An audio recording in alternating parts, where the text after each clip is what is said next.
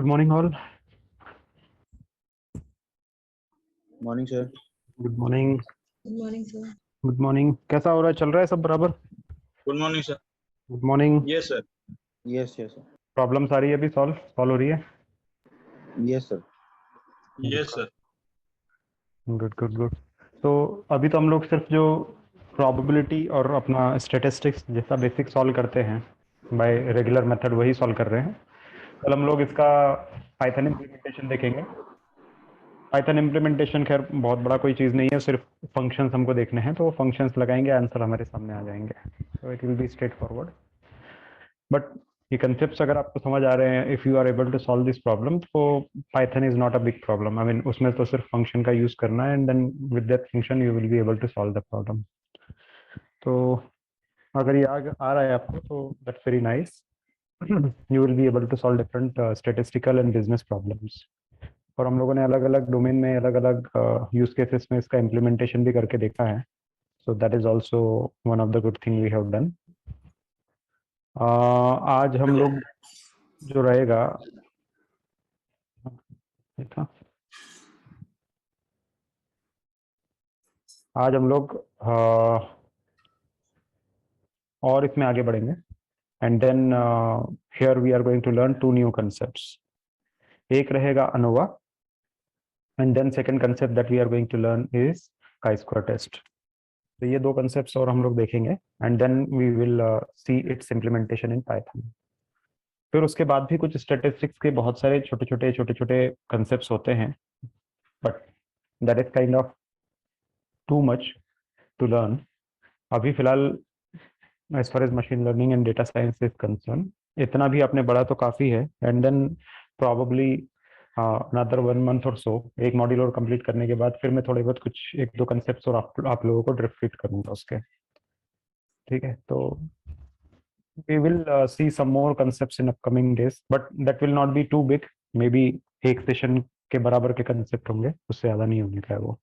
और वो बाद में हम लोग थोड़ा सा और कुछ कंसेप्ट लेंगे जो कि बहुत छोटे छोटे कंसेप्ट है, but good to know. I mean not must to have, but good to know. कभी कभार ऐसा पूछा जा सकता है, तो कभी भी जब रहेगा तो मैं उसको पकड़ूंगा, है ना। But we are almost towards the end of statistics discussion, जो कि आज हम लोग ANOVA and chi square complete करेंगे एंड देन कल हम लोग उसका पाइथन इम्प्लीमेंटेशन देखेंगे and then that's all from the statistics point of view.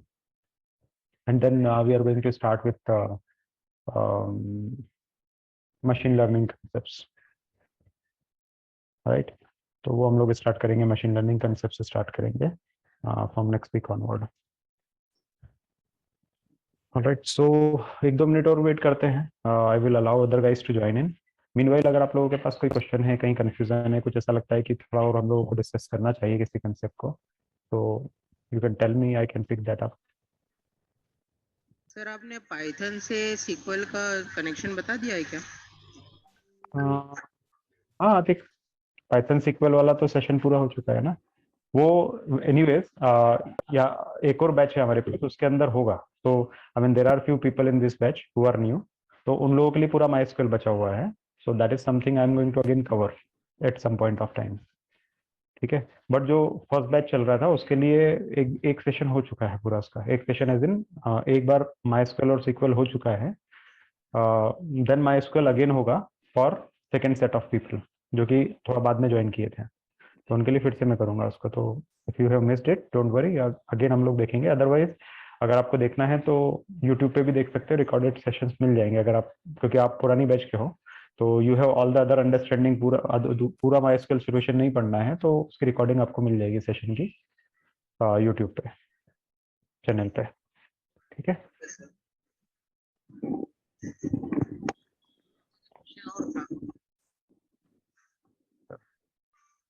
थोड़ा, हाँ हेलो। सर जैसे कि सब्जी वाला जो होता है, सर हम जब सब्जी खरीदने जाते हैं, फॉर एग्जांपल टोमेटो हमने 1 kg खरीदने गए। अब टोमेटो उसने जो है कि उसने बैलेंस किया तो 950 ग्राम तो टोमेटो उसमें हो गए। अब 50 ग्राम टोमेटो और रखने को जा रहा है तो 50 ग्राम से ज्यादा का एक टमाटर आ रहा है, तो 1020 ग्राम हो रहा है या फिर उससे कम ज्यादा हो रहा है। तो सर ऐसे में तो उसे हर बार लॉस होगा, क्योंकि वो 1 किलो से ज्यादा ही हमेशा देगा कस्टमर को। ऐसा होता है ना, तो ये तो प्रॉब्लम है ना। तो इसलिए हम लोग जब भी कुछ क्लेम कर रहे हैं 1 kg, तो 1 kg जो रहता है ना, एक यूनिट का एक कस्टमर के लिए नहीं होता है। 1 kg is for complete batch. So complete batch बोलोगे तो अगर उस वेजिटेबल वेंडर से 50 लोग खरीद रहे हैं, तो उन 50 लोगों का या 100 लोगों का जो एवरेज निकलेगा, दैट एवरेज इज 1 kg। तो उसमें कुछ लोगों को ज्यादा भी मिलेगा, कुछ लोगों को कम भी मिल सकता है। नॉर्मली ऐसा होता नहीं है, हम लोग ज्यादा ही लेते हैं। बट नॉर्मली अगर किसी कंपनी या ऑर्गेनाइजेशन की बात करेंगे, तो when they produce a batch, like better example is the chips packet और maybe any other packaging company, तो वो जब अगर क्लेम कर रहे हैं कि that packet contain 1 kg of something, तो इसका मतलब उसमें से कुछ में कम भी हो सकता है, कुछ में ज्यादा भी हो सकता है। But that will not be too big और टू लेसर। ऐसा भी नहीं होगा कि 1 kg क्लेम किया और 500 kg मिल गया, 500 ग्राम्स मिला, ऐसा नहीं होगा। बट 1 kg किया है तो किसी को 980 भी मिल सकता है, किसी को 1020 भी मिल सकता है। तो उसमें लॉस नहीं होता है किसी का भी, मतलब वो एवरेजिंग पे चलता है पूरा खेल। ठीक है, और कोई क्वेश्चन है किसी को?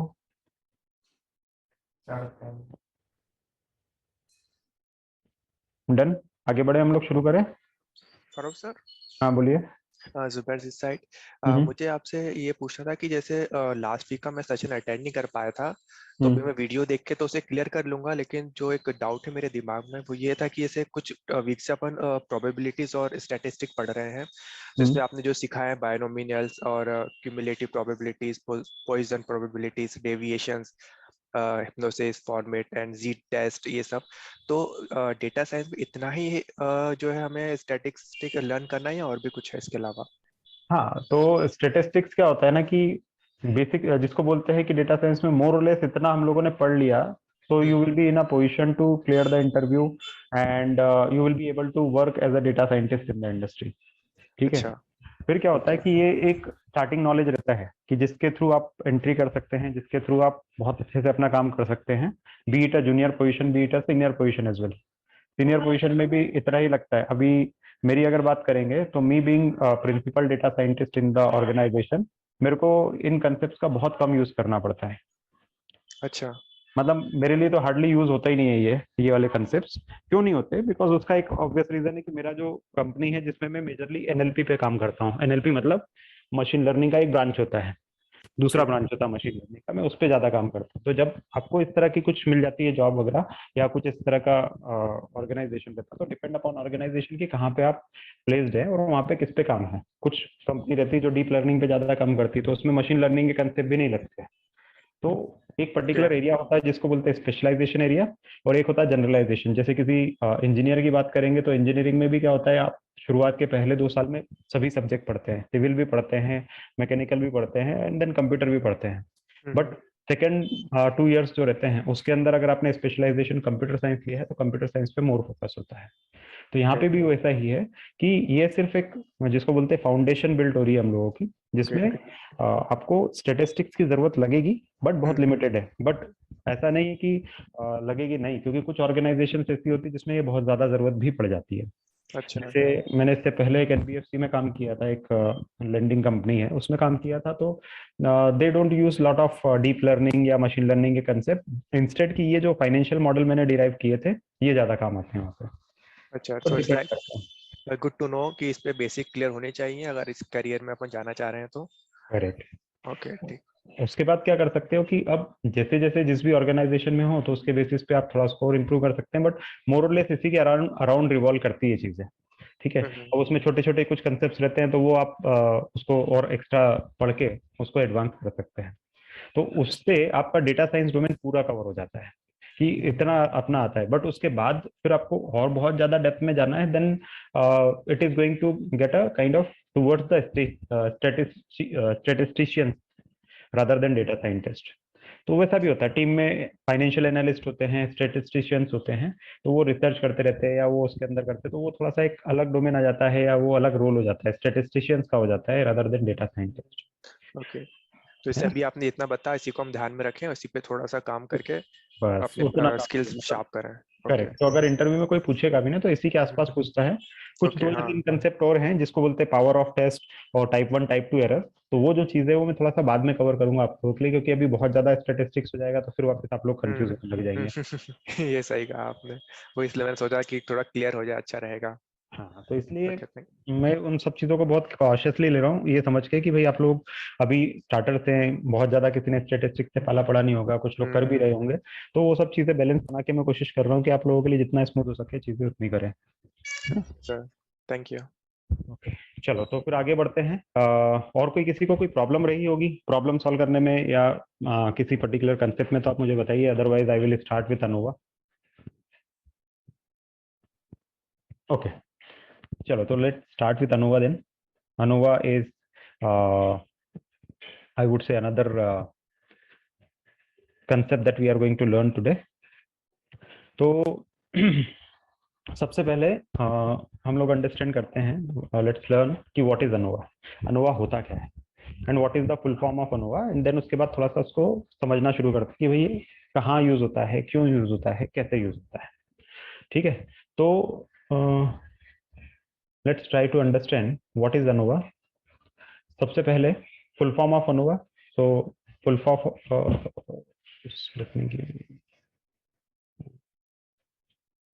मेरे पास so ANOVA is what? Analysis of variance. Analysis of variance is called as ANOVA. ठीक है, तो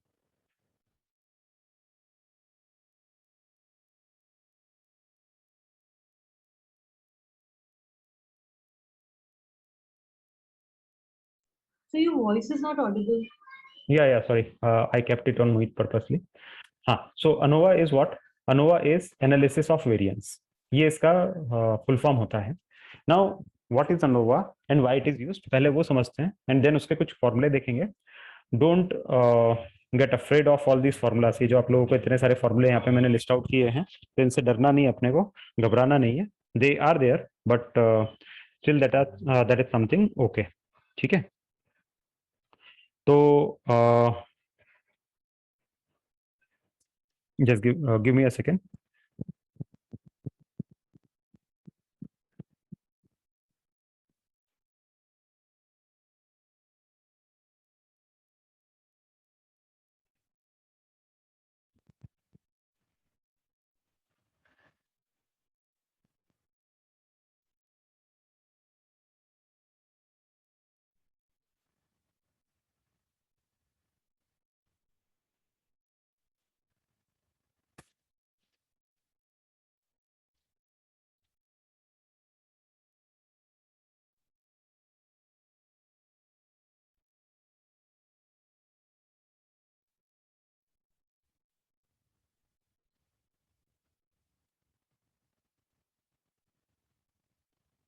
या sorry, so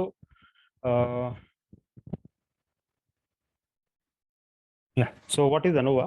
ANOVA is analysis of variance, और ये इसके कुछ फॉर्मूले हैं जो स्टैटिस्टिकल फॉर्मूले हैं जो कि यूज होते हैं, बट इससे ज्यादा अभी घबराना नहीं है। I will explain them each and every one and then will tell you the significance of it and then we are going to use it.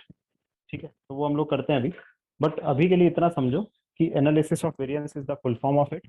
Now we will see why it is used, तो किस लिए use होते हैं। Anybody can tell me कि T test कितने type का होता है? How many types of T test? 3, sir. One sample, 2 sample, and paired. Correct. So T test हमारे पास जो रहता है, these are 2 type basically. One is 1 sample T test and another one is 2 sample T test. 1 sample किस लिए use होता है? When 1 sample is used, 1 sample कब यूज होता है? When we have one group of samples only from Okay. some population, and when we have 2 sample, then we can do 2 samples test, 2 sample test, independent test, 2 Yes. groups. जब हमारे पास 2 group रहेंगे तो 2 sample होता है, एक group रहता है तो 1 सैंपल होता है। जैसा कि हम लोगों ने देखा था कि भाई पेयर टी टेस्ट कब होता है और इंडिपेंडेंट कब होता है, जो हम लोगों ने लास्ट डिस्कशन में बहुत डिटेल में पढ़ा था, राइट। अब सवाल सिर्फ इतना है कि अगर हमारे पास एक ही सैंपल है, लाइक हम ये बोल रहे हैं कि कोको कोला की बॉटल है और हम उसके ऊपर लिखा हुआ देख रहे हैं कि 650 ml लिखा है उसमें, एंड कस्टमर आता है कंप्लेंट करता है कि तुमने 650 ml बोला था बट इस बॉटल में 650 ml नहीं है, तो हम लोग क्या करते हैं, जाते हैं मैन्युफैक्चरिंग प्लांट में और वहां से जाके एक सैंपल उठा के लाते हैं, मे बी 40 बॉटल 50 बॉटल जो भी हमारा रहता है उसका सैंपल हम लोग उठा के लाते हैं, and then based on that sample we try to bring up the thing और डू द कंक्लूजन। तो यहाँ पे हमने कितने सैंपल ड्रॉ किए, एक ही सैंपल ड्रॉ किया है, that's why it is called as one sample test. ये इस कॉन्टेक्स्ट में यूज होता है वन सैंपल। इतना क्लियर है अभी सभी को? वापस रिवाइज कर रहा हूँ थोड़ा सा ताकि वापस से आप लय में आ जाओ, कंफ्यूजन ना रहे कुछ भी। नाउ टू सैंपल कब होता है, तो टू सैंपल में हमारे पास उस केस में यूज करते हैं जब हमारे पास कोई कंप्लेंट आई है या हम लोग कुछ देखना चाह रहे हैं कि if the volume of liquid at Pune branch and volume of liquid at may be Mumbai branch दोनों सेम है या नहीं है। मतलब हमने बोला कोको कोला जो मैन्युफैक्चर हो रही है फ्रॉम पुणे ब्रांच से, तो उसमें 650 ml लिक्विड है या नहीं है। नो सॉरी, अगर हमारे पास ये क्लेम आता है कि पुणे ब्रांच से जो कोको कोला मैन्युफैक्चर हुई है उसका जो वेट है वो मुंबई ब्रांच से थोड़ा सा अलग है, that means we want to measure the quality, कि क्वालिटी और quantity at Pune branch is equal to quantity at Mumbai branch, ऐसा है या नहीं है। आइडियली ये कैसा होना चाहिए, सभी जगह पे सेम होना चाहिए, राइट। ऐसा होना चाहिए कि जितने भी मैन्युफैक्चरिंग प्लांट है वहां से जितना भी आप मैन्युफैक्चर करोगे तो सब जगह पे सेम वॉल्यूम होना चाहिए, that is the ideal case. But अगर उसको टेस्ट करना है तो आप क्या करोगे, एक सैंपल आप पुणे ब्रांच से ड्रॉ करोगे और दूसरा सैंपल आप मुंबई ब्रांच से ड्रॉ करोगे। So now you use to have how many samples, two sample, यानी दो ग्रुप आपके पास आ गए। तो जब आपके पास दो सैंपल या दो ग्रुप होते हैं तो you go for two sample test, ठीक है। तो आपने वन सैंपल देख लिया, टू सैंपल देख लिया, व्हाट अबाउट थ्री सैंपल और three more than three sample. So three sample और मोर देन थ्री सैंपल, अगर ऐसा आपके पास आता है तो इस केस में आप लोग क्या करते हैं, इस केस में आप टी टेस्ट लगा नहीं सकते क्योंकि टी टेस्ट सिर्फ वन और टू सैंपल पे ही काम करता है, right. T test only work on one and two sample only. When you get three or more sample, then you can't apply t-test over here. Then what you do? In that case, you use ANOVA. So ANOVA किस लिए use होता है? ANOVA use होता है 3 or more than 3 samples के लिए। Clear है इतना? Why we use ANOVA? Multiple samples. ठीक है, अच्छा एक बहुत बेसिक सी, हाँ बोलिए। Can you explain once again? Let me explain it again. तो पहले इसको क्लियर कर देता हूँ मैं। तो हमने अभी तक देखा we have T test, right. So जो टी टेस्ट था उसमें भी दो पार्ट थे, एक था वन सैंपल और एक था two sample T test. One sample T test and two sample T test, ये हमारे पास दो थे। अब ये दो टी टेस्ट हमारे पास आए, इन दोनों टी टेस्ट के अंदर हम लोगों ने बेसिक कंडीशन क्या रखी थी या देखा क्या था कि जब भी हमको एक ग्रुप मिलेगा, वन ग्रुप मिलेगा, तो हम वन सैंपल टी टेस्ट लेते थे। फॉर एन एग्जाम्पल, अगर किसी ने क्लेम किया कि कोको कोला की बॉटल है उसमें 650 ml लिक्विड नहीं है, तो हम क्या करेंगे, ब्रांच में जाएंगे या मैन्युफैक्चरिंग प्लांट में जाएंगे और प्लांट से जाने के बाद 40 बॉटल का एक सैंपल ड्रॉ करके ले आएंगे। तो यहाँ पे हमारे पास कितना आया, एक ही ग्रुप आया। अगर एक ही ग्रुप है तो we can apply one sample T test. अगर किसी ने ये क्लेम किया कि जो भी वॉल्यूम हमारे पास कोको कोला बॉटल में मिलती है पुणे ब्रांच से, that is different than volume of liquid in Mumbai branch. मतलब हमने क्या करा, एक बॉटल पुणे से खरीदी और एक बॉटल मुंबई से खरीदी और दोनों को कंपेयर किया कि क्या ये दोनों कोको कोला की बॉटल जिनके ऊपर 500 ml लिखा है या 650 लिखा है, जो भी लिखा है, ये दोनों में उतना लिक्विड है या नहीं है। और हम ये बोलते हैं कि यार हमें ऐसा फील हो रहा है, that is what my gut feeling is, कि पुणे ब्रांच के अंदर जो भी लिक्विड फिल किया जा रहा है that is higher than Mumbai branch.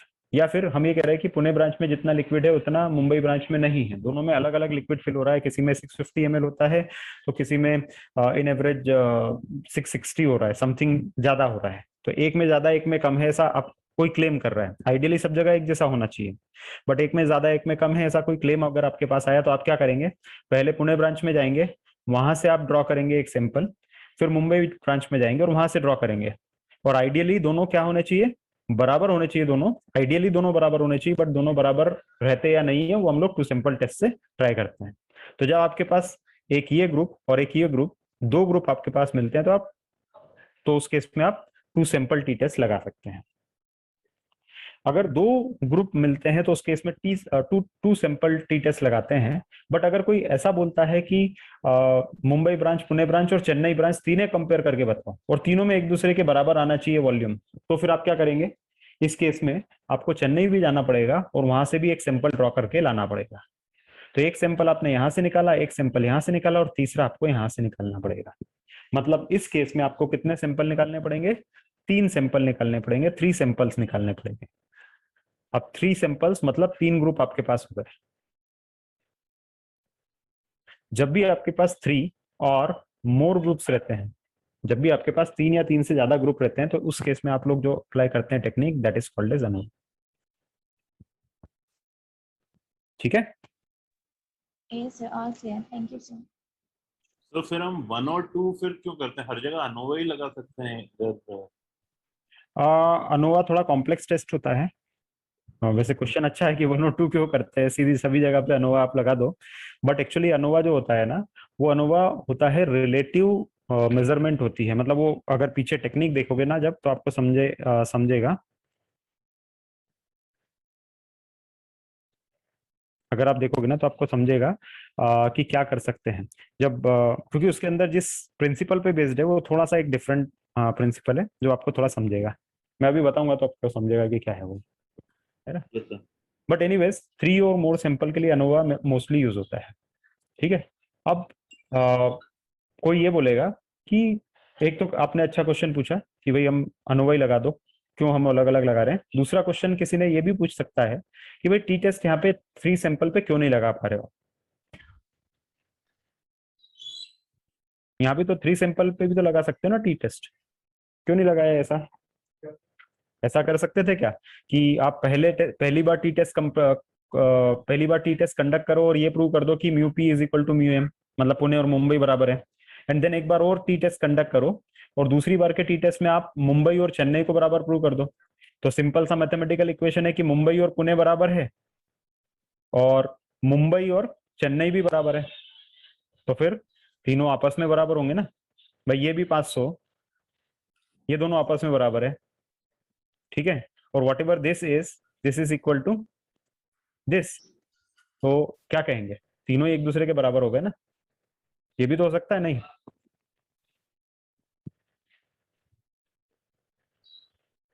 तो टी टेस्ट से भी आपका काम हो गया। सही है, गलत है? Yes, sir. ऐसा क्यों नहीं किया? कोई जवाब है किसी के पास? कोई थॉट प्रोसेस, कोई wild answer, wild guess?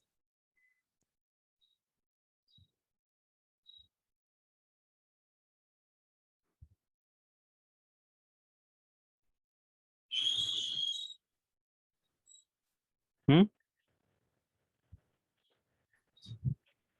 So lengthy process. So पहला तो एक ऑफ कोर्स का आंसर जो आपने बताया है कि भाई लंबा प्रोसेस है, उसमें 2 बार आपको टी टेस्ट कंडक्ट करना पड़ रहा है। एक बार यहाँ पे करना है, एक बार यहाँ पे करना है, तो that is one of the answer. But एक और आंसर इसके पीछे है कि जब भी आप टी टेस्ट करते हैं तो उसके अंदर कॉन्फिडेंस इंटरवल लेते हो नहीं लेते हो? Confidence interval 95%, right? तो जब भी आप 95% कॉन्फिडेंस पे कर रहे हो, इसका मतलब क्या हुआ कि जब भी आप ये टेस्ट करोगे तो इसमें आपके पास एरर कितना आएगा? 5%, राइट? 5% आपके पास क्या आएगा? एरर आएगा। जब आप एक बार टेस्ट करोगे तो 5% एरर आपके पास यहाँ पे आएगा और फिर दूसरी बार करोगे तो 5% यहाँ भी आएगा। मतलब एरर आपका क्या हो गया? यहाँ पे मैग्नीफाई हो गया।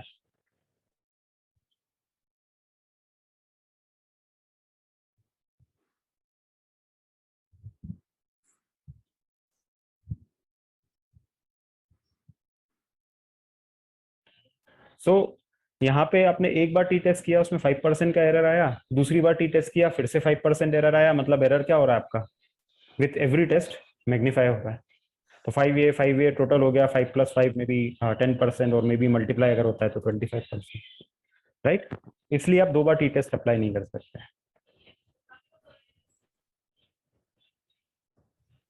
क्लियर है क्या? Is it clear? Yes, sir. It's all clear. चलो, ओके।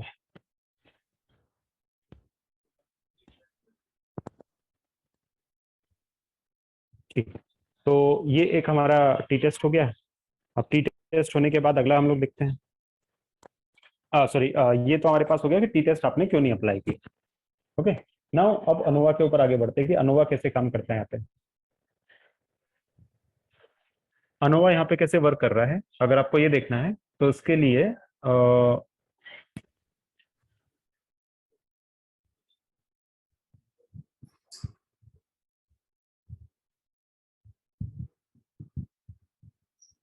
अब अनोवा कैसे वर्क करता है ये देखते हैं।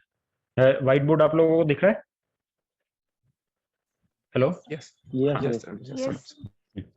so now how ANOVA work?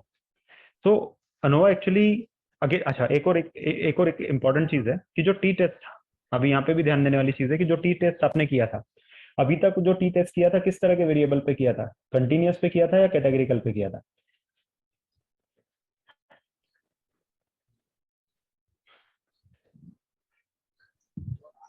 Continuous पे किया था। कंटिन्यूअस पे किया हर बार, शायद ध्यान हाँ, दो, हर बार हाँ, आपने क्योंकि कंटिन्यूअस पे किया है, हाँ राइट? क्यों? और जितनी बार मैंने डिस्ट्रीब्यूशन बनाया वो ऐसा बनाया है। ये डिस्ट्रीब्यूशन कंटिन्यूअस वेरिएबल का है कि कैटेगरिकल का है?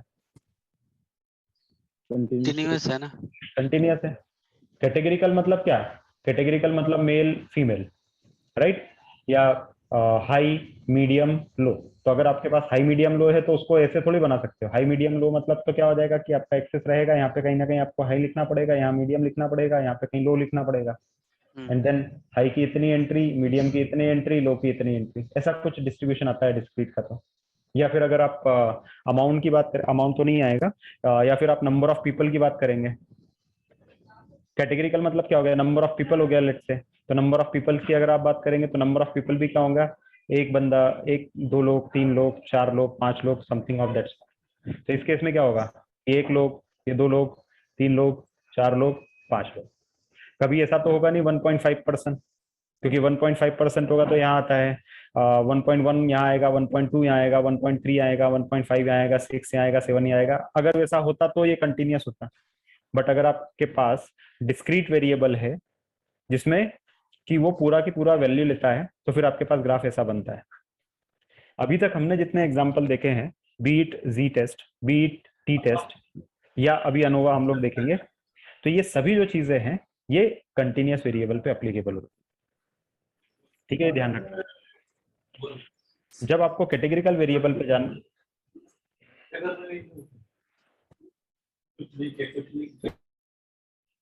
जब आपको कैटेगरिकल वेरिएबल पे जाना होता है तो कैटेगरिकल वेरिएबल के लिए हम लोग यूज करते हैं काई स्क्वायर टेस्ट।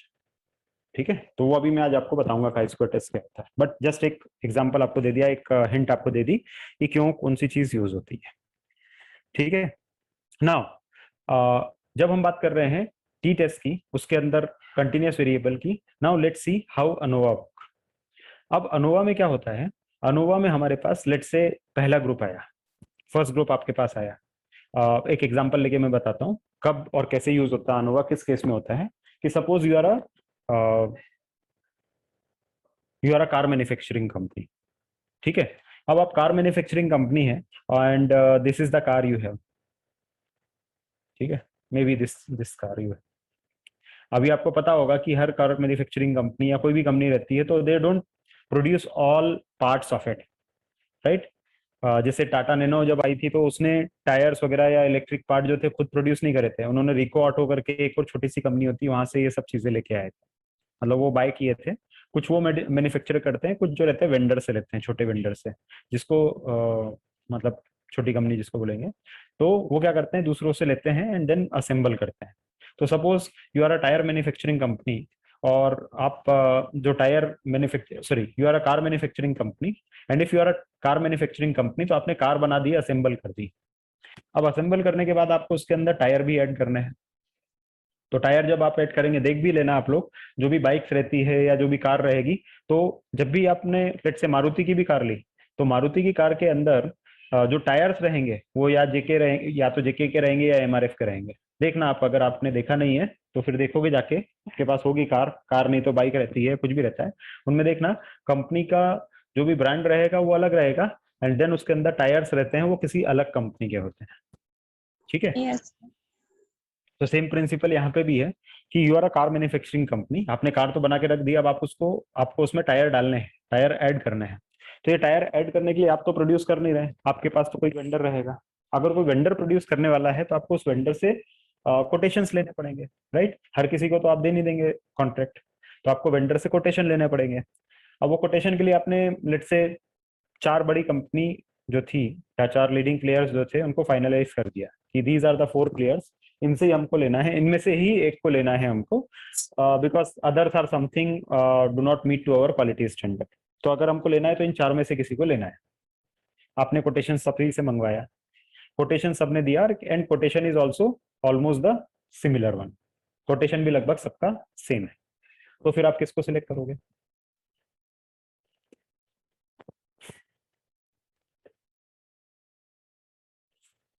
जिसका प्राइस कम होगा सर। कोटेशन बोला ना मैं, कोटेशन तो सबका सेम है लगभग।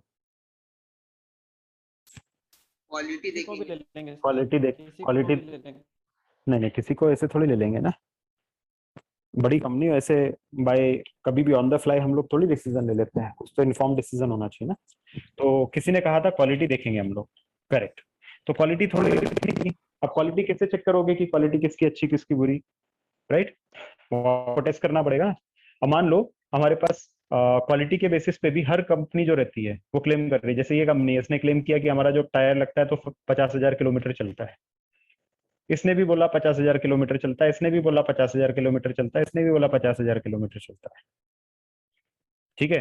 कोटेशन की बात करेंगे तो सबने जो रहेगा, मे बी एक टायर का कॉस्ट 2,000 आपको लिया, लगभग सभी यही है, मे बी थोड़ा थोड़ा 50-100 रुपए ऊपर नीचे होगा, बट मोटा मोटा सभी वो 2,000 के आसपास आ रहा है। तो अब अगर ये हमारे पास आ रहा है, ये अगर आपके पास आ रहा है, तो अब किसको आप लेंगे? या कुछ टेस्ट वगैरह करना चाहेंगे आप इसमें? किसके ऊपर कौन सी पैरामीटर पे आप टेस्ट लगाएंगे अगर लगाना भी है तो? चारों से सैंपल लेकर फिर टेस्ट करेंगे। सॉरी, वापस बोलो। तो चारों कंपनी के सैंपल लेंगे और उसे टेस्ट करेंगे। टेस्ट करेंगे, किस चीज पे टेस्ट करोगे, पैसे पे या किलोमीटर पे? किलोमीटर पे। किलोमीटर पे, क्योंकि यहाँ पे तो कोई टेस्ट बनता ही नहीं है, ये तो मॉनिटरी वैल्यू है। तो आपको क्या करना पड़ेगा, ठीक है इसने बोला 50,000, इसने बोला 50,000 किलोमीटर, इसने भी वही बोला, इसने भी बोला, अब आपको टेस्ट करना है कि भाई इन्होंने जो क्लेम किया है वो सही है या नहीं है। वो टेस्ट तो आप करोगे ना अपने साइड से, या आपको अपने साइड से नहीं करना, let's say you are the company, you have to test it कि भाई एमआरएफ कंपनी उसी ने ही 4 तरह के टायर बनाए हैं, तो चारों तरह के टायर्स का अगर आपको वैल्यू देखनी है कि वो बराबर है या नहीं है या क्या है, तो भी वो चीज। फिर यहाँ पे आपको अगर टेस्ट करना है तो आपको टेस्ट करना पड़ेगा। Now you have to apply the test, और वो टेस्ट क्या है, आपको ये चेक करना है कि whatever be the claim they are making, whether it is right और रॉन्ग। और ऑन अदर वर्ड, चलो ये क्लेम भी भूल जाओ इनने जो बोला है, हमको तो ये देखना है कि चलो सबके प्राइस बराबर है, अब क्वालिटी में कौन अच्छा है। तो जो एवरेज डिस्टेंस, अगर हम लोग ये देखना चाहें average distance travelled by A, is it equal to B, is it equal to C और डी। अगर हमको ये देखना है कि चारों कंपनियों के टायर्स बराबर है या नहीं है, अगर ये आपको चेक करना है, if you want to test it कि चारों कंपनियों के जो टायर्स हैं वो बराबर से प्रोड्यूस हुए हैं या नहीं है, या दोनों चारों बराबर दे रहे हैं या नहीं दे रहे हैं, वो एक एग्जांपल अगर आपको टेस्ट करना है तो you can go for ANOVA, right. थोड़ा सा ये डिफरेंट एग्जांपल हो सकता है, let me put more relevant example here. Let's say same example जो हम लोग पढ़ते आ रहे हैं अभी तक में, उसी में से हम लोग देखते हैं। Let's say again you are a quality person, and from that quality perspective you want to check the quality of all the plants. Let's say कौन सी डोमेन पकड़ूं अभी इस बार, हाँ डोमिनोज पिज्जा। डोमिनोज पिज्जा, आपको क्या लगता है डोमिनोज की कितनी ब्रांचेस होगी इंडिया में? May be let's write 500, may be more than that, less than that, मोटा मोटा मैं ये बोल रहा हूँ 500 ब्रांचेस हैं। मैकडी की भी लगभग इतनी होगी, इससे ज्यादा भी हो सकती है, बट इतना तो मैं मोटा मोटा लेके चल रहा हूँ। तो क्या आपको लगता है कि जो डोमिनोज जिसने पिज्जा बनाना सीखा था, या जो इसका ओनर था, क्या वो सभी ब्रांचेस पे जाके पिज्जा बनाता है? नो। तो फिर वो क्वालिटी कैसे मेंटेन करेंगे? फूड है, फूड तो क्वालिटी पे डिपेंड करता है, एंड देन टेस्ट पे रहता है, टेस्ट तो कंसिस्टेंट होना चाहिए, तभी तो वो चलेगा।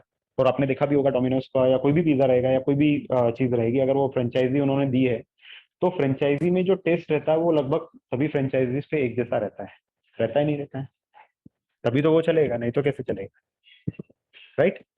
हाउ दे इंश्योर कि मेरी हर एक फ्रेंचाइजी पे बराबर बराबर सी क्वालिटी रहे या सब तरह की सेम क्वालिटी रहे, उनको भी क्वालिटी मेंटेन करनी पड़ती है ना। तो how they test this quality, quality क्या टेस्ट करेंगे वो, maybe here the parameter is test और whatever be the parameter is, but अगर हमको देखना है कि भाई quality at maybe, quality कैसे डिफाइन करेंगे, तो क्वालिटी में भी मल्टीपल पैरामीटर्स पे डिफाइन कर सकते हैं, maybe test, maybe test, cleanliness, customer services, और जो भी उनके पास ले रखा है उसके अलग अलग पॉइंट्स ले रखे होंगे। टेस्ट का इन्होंने मे बी 100 में से 70 मार्क्स टेस्ट के हैं, then what was this, customer services का उन्होंने 10 मार्क्स दे रखा है, क्लीनलीनेस का उन्होंने 10 मार्क्स दे रखा है, इसका कुछ और दे रखा होगा, इसका 50 है लेट्स से, कुछ और पैरामीटर है उसका 20 दे रखा होगा, किसी और का 10 दे रखा होगा, और ऐसे करके टोटल स्कोर आता होगा मे बी आउट ऑफ 100। तो आउट ऑफ 100 जो भी स्कोर आता है उसके बेसिस पे हम लोग मेजर करते हैं क्वालिटी, राइट। तो अगर वो क्वालिटी अगर आप मेजर कर रहे हैं तो यहाँ पे भी आपको देखना पड़ेगा कि quality at maybe Indore branch, quality at Pune branch, quality at Chennai branch, quality at Hyderabad branch, quality at maybe some other branch and so on and so forth. So how they kind of compare these qualities, again we have to come out with some statistical way, and इन सभी cases के अंदर हमारे पास क्या होता है, ANOVA applicable होता है, ठीक है। कि जब हमको ये टेस्ट करना पड़ेगा कि सभी प्लांट्स पे क्वालिटी एक जैसी है, अगर आपको ये टेस्ट करना है you can go for ANOVA। Am I clear here कि कब ANOVA यूज हो रहा है, क्यों यूज हो रहा है, अलग अलग बिजनेस यूज केसेस भी मैंने आपको बता दिए। अब कैसे ये ANOVA वर्क करता है बैकग्राउंड में वो थोड़ा सा आपको समझाता हूँ। तो ANOVA के लिए क्या होता है, लेट्स से ये हमारे पास जो भी डेटा है वो कंटिन्यूअस है, ये हमने देख लिया था कि ANOVA हुआ, टी टेस्ट हुआ, जी टेस्ट हुआ, सब कंटिन्यूअस वेरिएबल पे काम करते हैं, और कंटिन्यूअस वेरिएबल के साथ में ये नॉर्मली डिस्ट्रीब्यूटेड भी होते हैं, ठीक है। तो सपोज ये हमारे पास है पुणे ब्रांच का डिस्ट्रीब्यूशन, तो नॉर्मली डिस्ट्रीब्यूटेड सैंपल है पुणे ब्रांच के लिए। फिर आपने क्या किया, आपको उसको पुणे ब्रांच को कंपेयर करना मुंबई ब्रांच के साथ, तो मुंबई ब्रांच के साथ आपने कंपेयर किया, and for Mumbai branch I have got this distribution, ठीक है। फिर आपने तीसरा कोई ब्रांच ले लिया, हैदराबाद ब्रांच, उसको हैदराबाद ब्रांच के साथ कंपेयर किया, तो दिस इज हैदराबाद ब्रांच, ठीक है। अब हमारा क्या कहना है, हमारा तो सिंपल सा कहना है कि quality score at Pune branch should be equal to quality score at Mumbai branch should be equal to quality score at Hyderabad branch। यही तो हम टेस्ट करना चाह रहे हैं, isn't it? यही टेस्ट करना चाह रहे हो, नहीं कर रहे हो, क्वालिटी आपको सब जगह एक जैसी रखनी है, तो क्वालिटी स्कोर, या फिर हम बोलेंगे कि average quality, isn't it? Quality score नहीं बोलेंगे क्योंकि क्वालिटी स्कोर तो सैंपल के ऊपर हो गया। क्वालिटी स्कोर कैसे निकालोगे, तो आप सैंपल निकालोगे, 2 पिज्जा टेस्ट करोगे, 4 पिज्जा टेस्ट करोगे, but again you have to go for average quality, not the quality of 1 or 2 pizza, right? So we can say that average quality at Pune, average quality at Mumbai, and then average quality at Hyderabad, all are absolutely equal। ये आपको test करना है, ठीक है। अब अगर ये normally distributed है तो एवरेज कहाँ पे होगा इनका, मीन कहाँ पे होगा, नॉर्मली डिस्ट्रीब्यूटेड है, मीन कहाँ पे होता है, सेंटर में, सेंटर में। तो ये हमारे पास क्या हो गया, मीन किसका हो गया, पुणे का, देन ये मीन हुआ मुंबई का, एंड देन ये मीन हुआ हैदराबाद का। अब इंटरेस्टिंग चीज है, कुछ आपको अलग लग रहा है, अभी आप ये डायग्राम देख के क्या बोल सकते हैं, क्या जो मैंने यहाँ पे लिखा है ये चीज, क्या ये और ये एक ही चीज बता रहे हैं कि अलग अलग चीजें बता रहे हैं, सेम बता रहे हैं। सेम है दोनों, Sir, we ये can't. ये और ये दोनों सेम कब हो गए? कैसे डायग्राम में सेम हो सकते हैं या अभी सेम है? थोड़ा दिमाग दौड़ाओ।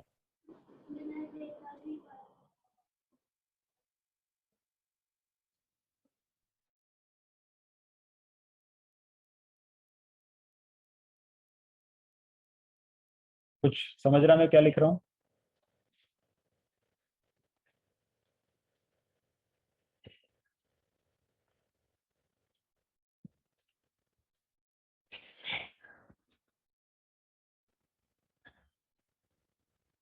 समझ रहा मैंने क्या लिखा अभी? तो पूरी एक्सेस पे ड्राइव करेंगे। अगर आपने एक्सिस पे ड्रॉ किया तो क्या एक्सिस क्या बता रहा है यहाँ पे? ये एक्सिस क्या बता रहा है आपको? Quality quality score. पुणे की क्वालिटी स्कोर कितना आ रहा है? Average quality score 4। मुंबई का कितना आ रहा है? 9। एंड हैदराबाद का कितना आ रहा है? 14। आपको क्या चाहिए? तीनों इक्वल चाहिए। क्या तीनों इक्वल है? नो। तो तीनों इक्वल कब होंगे? जब एक ही जगह प्लेस दो सारे। करेक्ट। जब सभी के सभी एक साथ एक के ऊपर एक प्लेस दो तब होगा ना वैसा? गलत बोल रहा हूँ सही बोल रहा हूँ? तो कैसा होना चाहिए फिर ग्राफ? ये आपने ग्राफ बनाया, अगर तीनों की क्वालिटी एक जैसी है तो हमारा पुणे का स्कोर कुछ ऐसा होना चाहिए। मुंबई का थोड़ा बड़ा छोटा हो सकता है क्योंकि साइज में बड़ी कर्व दिख रही है वो हमारे को, ठीक है ये बड़ी कर्व है, बट अल्टीमेटली होना क्या चाहिए? अल्टीमेटली क्या होना चाहिए? अल्टीमेटली क्या होना चाहिए? ये हमारा है मुंबई वाला कर्व और पुणे वाला थोड़ा सा मैं अलग बताऊंगा ताकि आप पहचान पाओ, बट होना मोरलेस यही चाहिए। और इसी तरह से हैदराबाद वाला वो भी कहीं यहीं आना चाहिए। साइज में भले ही थोड़े ऊपर नीचे हो सकते हैं बट सेंटर उनका जो रहना चाहिए, करेक्ट, सेंटर एक के ऊपर एक ही होना चाहिए। सही बोल रहा हूँ गलत बोल रहा हूँ मैं? यस। तो ये जो रहेगा ये इस चीज को बताएगा। अभी ये जो है ये तो आपको सिंपल बता रहा है कि mu Pune is not equal to Mumbai, it is not equal to Hyderabad as well. ये बता रहा है, करेक्ट। अब अनोवा में हम तो क्या चाह रहे हैं? अनोवा में तो सिंपल सी बात है, जो टेस्ट है उसके अंदर हमको यही टेस्ट करना है कि क्वालिटी एक जैसी है या नहीं है। तो what is going to be your null hypothesis in ANOVA? ANOVA में नल हाइपोथेसिस क्या होगी? बोलो फटाफट। Should be equal. हाँ थोड़ा डिटेल में बोलो। सर जो आपने लिखा हुआ है mu P Pune branch and equal to Mumbai branch. all means should be equal. Equal. Sir, Yes. all the branches have equal quality measurement. Quality measurement. तो नल हाइपोथेसिस क्या बोलती है? Average quality score for Pune is equal to Mumbai is equal to Hyderabad, ठीक है। Alternate क्या होगी? तो ये हमारी नल हाइपोथेसिस हो गई। अल्टरनेट हाइपोथेसिस क्या है? Not equal to. What not equal to? Detail में क्या क्या इक्वल टू नहीं? 3 means are not equal. All 3? हाँ क्या ये आपकी अल्टरनेटिव नहीं होगी? एनी वन भी सर हो सकता है। हाँ करेक्ट, ये भी हो सकता है। करेक्ट, ये भी हो सकता है, ठीक है। ये भी हो सकता है कि दो बराबर हो पर तीसरी बराबर ना, या फिर तीनों बराबर ना। तो ये हमारे पास अल्टरनेट हाइपोथेसिस होगी, ठीक है। बट नॉर्मली हम लोग ये टेस्ट कर ले, मतलब हम तो अल्टरनेट कैसे टेस्ट करते हैं या कैसे प्रूव डिस्प्रूव करते हैं, तो हम तो ये करते हैं कि नल को रिजेक्ट कर देते हैं। अगर नल रिजेक्ट है तो ऑटोमेटिकली अल्टरनेट हो जाता है, राइट। हम वही करते हैं, हम कभी अल्टरनेट प्रूव या डिस्प्रूव नहीं करते हैं। हम हमेशा किस पे काम करते हैं? हम हमेशा नल पे करते हैं काम। तो अगर नल रिजेक्ट हो गया तो ऑटोमेटिकली हमारा अल्टरनेट जो रहेगा वो प्रूव हो जाएगा, ठीक है। तो हम भी उसी पे काम करेंगे। अभी तक क्लियर हो गया? सर एक बार फिर से एक्सप्लेन कर सकते हैं प्लीज? हाँ, तो नल हाइपोथेसिस हमारी क्या है कि सारे मीन बराबर होना चाहिए। अभी तीनों बराबर होना चाहिए, ये नल हाइपोथेसिस है, स्पेसिफिकली तीनों बराबर होना चाहिए। अभी तीनों बराबर हैं, इस सेंटेंस का अपोजिट क्या होगा, या इसको नलिफाई कैसे करोगे कि तीनों बराबर नहीं है। तीनों बराबर नहीं है का मतलब क्या हो गया कि या तो कोई दो बराबर नहीं है, मुंबई पुणे बराबर नहीं है, या फिर मुंबई हैदराबाद बराबर नहीं है, या तीनों बराबर नहीं है, राइट। अब हम जितने भी टेस्ट करे हैं अभी तक, टी टेस्ट हुआ, जी टेस्ट हुआ, तो उसके अंदर हम क्या करते थे, हर बार बेस्ड ऑन जो रीडिंग आता है, हमारा टेबल आता है उसके, और क्रिटिकल वैल्यू होती है, तो क्रिटिकल वैल्यू के बेस पे हम लोग क्या बोलते हैं, वी रिजेक्ट नल हाइपोथेसिस। हर बार हम नल हाइपोथेसिस को रिजेक्ट करते हैं। जितनी बार आप देखोगे अभी तक हम लोगों ने जितनी बार किया है, वो हर बार हम नल हाइपोथेसिस को रिजेक्ट करते हैं। नल हाइपोथेसिस को रिजेक्ट किया, जैसे ही आपने नल हाइपोथेसिस को रिजेक्ट किया तो ऑटोमेटिकली अल्टरनेट हाइपोथेसिस तो प्रूव हो जाती है। तो हम कभी अल्टरनेट पे काम नहीं करते, कभी भी हम जो रहेगा ना, अल्टरनेट की तरफ नहीं जाते, प्रूव या डिस्प्रूव अल्टरनेट को नहीं करते, हम नल को रिजेक्ट कर देते हैं। नल रिजेक्ट हो गया तो अल्टरनेट अपने आप प्रूव या डिस्प्रूव हो जाता है। तो इसका मतलब है कि अगर आपने नल को रिजेक्ट कर दिया तो ऑटोमेटिकली ये जो तीनों सेंटेंसेस है उसमें से कोई एक प्रूव हो जाएगा, और हमको भी वही करना है। ठीक है, क्लियर हो गया? Okay sir. ये डायग्राम क्लियर है? क्योंकि मैं अभी हटाने वाला हूँ, ये सब चीजें क्लीन करने वाला हूँ। तो ये डायग्राम और ये डायग्राम क्लियर है? सर ये दूसरा वाला और एक्सप्लेन कर दीजिए जिसमें तीनों साथ में है। क्या है, अगर आप ड्रॉ करोगे एक्सिस के ऊपर तो ये 0, यहाँ पे क्या होगा 1, यहाँ पे हुआ 2, यहाँ पे हुआ 3, लेट से ये हुआ 4। अब अगर हम बोल रहे हैं कि mu P is equal to mu M is equal to mu H, इसका मतलब कि तीनों के मीन बराबर होने चाहिए। तो ये इसका जो ये मीन आ रहा है, इसका जो मीन आ रहा है, और इसका जो मीन आ रहा है, तीनों एक दूसरे के ऊपर आने चाहिए ना, मतलब तीनों के तीनों 4 के बराबर होने चाहिए, तभी तो बराबर आएंगे। This is equal to 4, this is also equal to 4, this is also equal to 4। तो हम ये कह रहे हैं कि ये वाला जो डायग्राम है ये नल हाइपोथेसिस पे करेक्ट, बेस्ड है, और हाँ, बाकी ये जो है ये हम ये अल्टरनेट अल्टरनेट की तरफ है। तो अगर अल्टरनेट हाइपोथेसिस है तो ये हो सकता है। अल्टरनेट में और क्या हो सकता है? अल्टरनेट हमारे पास है तो ये भी हो सकता है, ये मुंबई, ये पुणे, और ये हैदराबाद, ये भी अल्टरनेट है। यहाँ पे मुंबई पुणे बराबर है बट हैदराबाद अलग है। या फिर ऐसा भी हो सकता है कि ये पुणे और ये मुंबई और ये हैदराबाद, राइट, कि मुंबई और हैदराबाद बराबर है बट पुणे अलग है। या फिर तीसरा केस क्या है कि तीनों एक दूसरे से अलग है, ये पुणे, ये मुंबई, ये हैदराबाद। तो ये तीनों नल हाइपोथेसिस, ये अल्टरनेट के तीनों केसेस है, और नल का केस ये है कि तीनों एक दूसरे के बराबर, ये नल का। ठीक है, समझ गए? ये भी अल्टरनेट है, ये भी अल्टरनेट है, और ये भी alternate.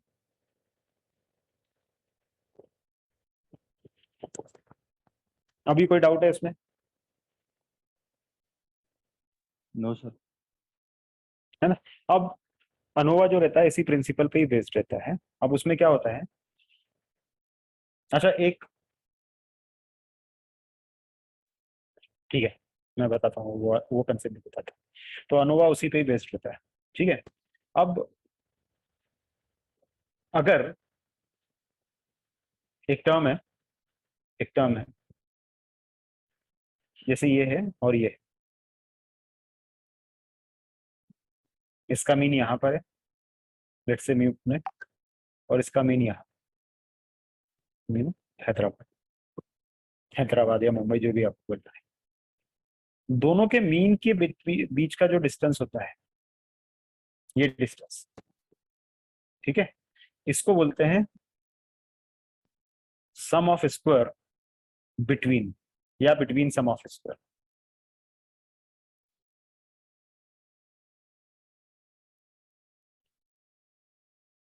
Some of square means average जो निकालने के लिए होता है, एमएससी या रूट मीन स्क्वायर्ड एरर, वो मैं उसके ऊपर डिटेल में आऊंगा, बट सम ऑफ स्क्वायर का भी भूल जाओ, एंड बिटवीन। तो ये जो रहता है ये इनके बीच का डिस्टेंस निकालने के लिए होता है, सम ऑफ स्क्वायर बिटवीन। ठीक है, सम ऑफ स्क्वायर एक्चुअली जो रहता है मीन निकालने के लिए होता है, एवरेज निकालने का एक और मेजरमेंट होता है। तो जैसे एवरेज निकालते हैं हम लोग, एवरेज के अंदर हर एक रीडिंग को ऐड करते हैं, एंड देन उसके बाद उसको नंबर ऑफ रीडिंग से डिवाइड करते हैं, सम वॉट उसी डायरेक्शन में जाता है। तो जहां ये बिटवीन वर्ड हुआ, तो बिटवीन वर्ड क्या हो गया, इन दोनों के बीच के मीन की दूरी, डिस्टेंस। ठीक है, अगर ऐसा है तो कोई मुझे ये बता सकता है कि अगर हम लोग नल हाइपोथेसिस पे जा रहे हैं, नल हाइपोथेसिस मतलब सारे मीन बराबर है, तो बिटवीन सम ऑफ स्क्वायर की वैल्यू कितनी होनी चाहिए? 0। 0। बहुत बढ़िया। बिटवीन सम ऑफ स्क्वायर कितना होना चाहिए? 0 होना चाहिए। अगर तीनों बराबर है इसका मतलब कि ये पहला वाला, दूसरा वाला और तीसरा वाला तीनों एक के ऊपर एक है। तो अगर तीनों ही एक के ऊपर एक है तो मेरे को ये बताओ कि इस लाइन का इस लाइन से कितना डिस्टेंस और दोनों का इससे कितना डिस्टेंस? तीनों एक दूसरे के ऊपर ही है ना, तीनों एक दूसरे के ऊपर है, तो तीनों के बीच के डिस्टेंस कितना होगा? 0 होगा। समझा नहीं समझा? यस यस है ना? समझ गया सर। तो अगर हम लोग समहाउ ये प्रूव कर देते हैं कि सम बिटवीन सम ऑफ स्क्वायर जो है वो 0 है, तो मीन मोटा मोटा एक दूसरे के ऊपर आ सकता है। बट अगेन उसके अंदर थोड़े कॉम्प्लिकेशन है, तो हम वैसा नहीं करेंगे। चलो ये एक चीज हो गई।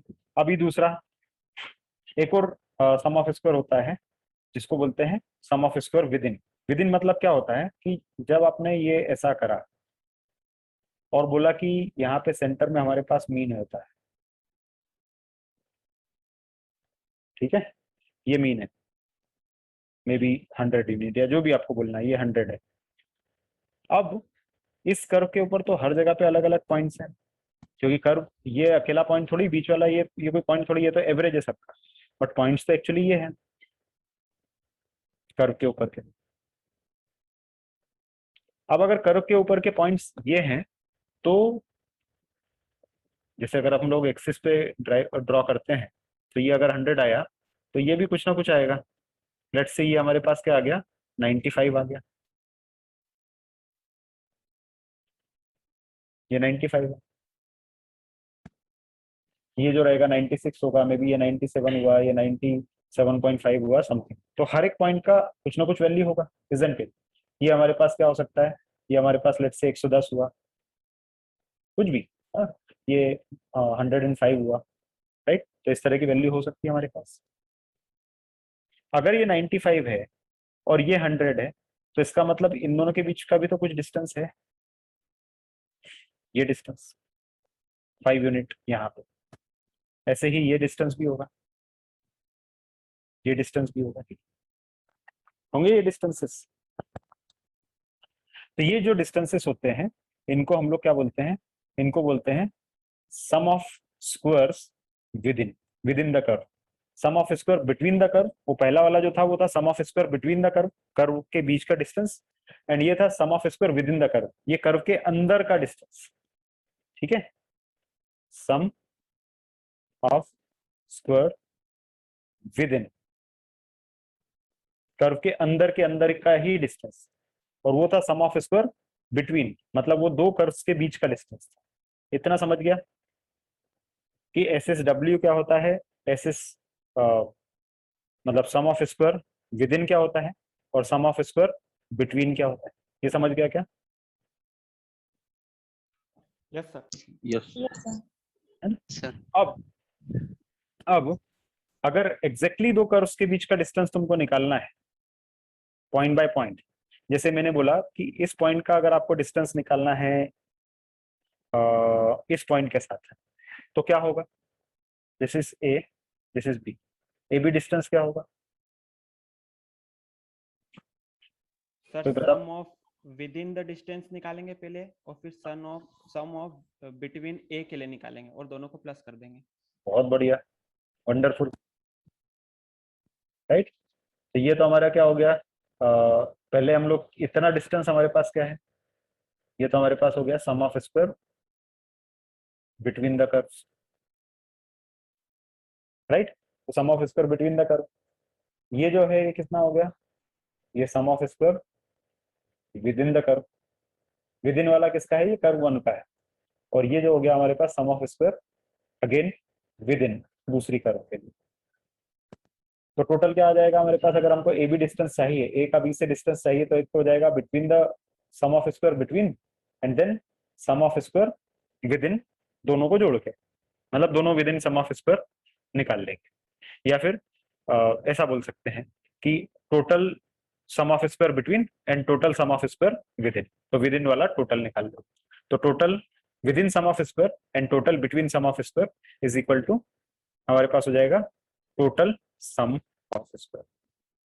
तो total sum of square is equal to sum of square between plus sum of square within. ये हमारे पास एक फॉर्मूला बना। सर एक सवाल, एक क्वेश्चन है सर, ये SSW जो हम लोग ये फर्स्ट ए का जो ले रहे हैं और जो बी का ले रहे हैं ये सेम नहीं होंगे ना? तो SSW जो टोटल SSW कैसे लेंगे?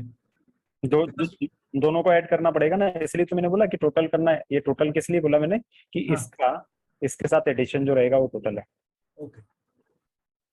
तो total sum of square with in निकालो और total sum of square between निकालो और दोनों को ऐड कर दो, तो हमारे पास टोटल सम ऑफ स्क्वायर हो जाएगा। मतलब इस पॉइंट की इस पॉइंट से डिस्टेंस मिल जाएगा। ठीक है? Yes sir. अब ये टर्म्स समझ में आते जा रही है कि सम ऑफ स्क्वायर बिटवीन क्या है, विद इन क्या है और टोटल क्या है। इसी के बेसिस पे ही कहीं ना कहीं अनोवा रिवॉल्व करता है। ठीक है? अब मैं वही टर्म्स के कुछ फॉर्मूले आपको बताऊंगा एंड देन उसके बाद हम लोग इसको सॉल्व करने की कोशिश करते हैं, इससे रिलेटेड प्रॉब्लम को एंड देन समझने की कोशिश करते हैं।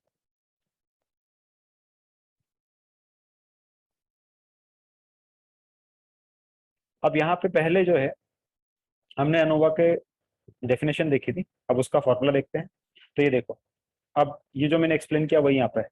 बिटवीन ट्रीटमेंट्स, ट्रीटमेंट को हटा दो, मतलब बिटवीन सम ऑफ स्क्वायर की बात कर रहे हैं। तो बिटवीन सम ऑफ स्क्वायर का फॉर्मूला है SSB, ये फॉर्मूला होता है इसका। फॉर्मूले पे अभी कुछ ध्यान नहीं देना, कहीं पे भी किसी भी फॉर्मूले पे कोई ध्यान नहीं देना है। ठीक है? मैं समझा दूंगा आपको कैसे करना है।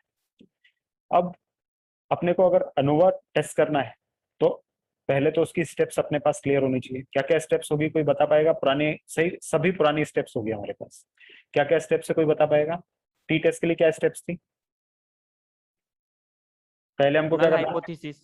हाँ, तो पहले आप नल और अल्टरनेट हाइपोथेसिस डिसाइड करो।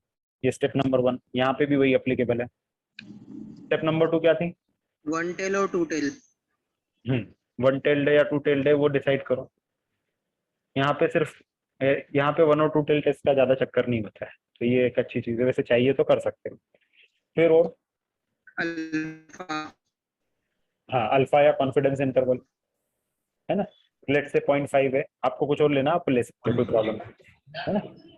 फिर ठीक है, कैलकुलेशन। कैलकुलेटेड, क्या कैलकुलेटेड? ये कैलकुलेटेड वैल्यू हमने निकाली थी। अब टी टेस्ट में हमने क्या किया? टी टेस्ट में हमने क्या निकाला था?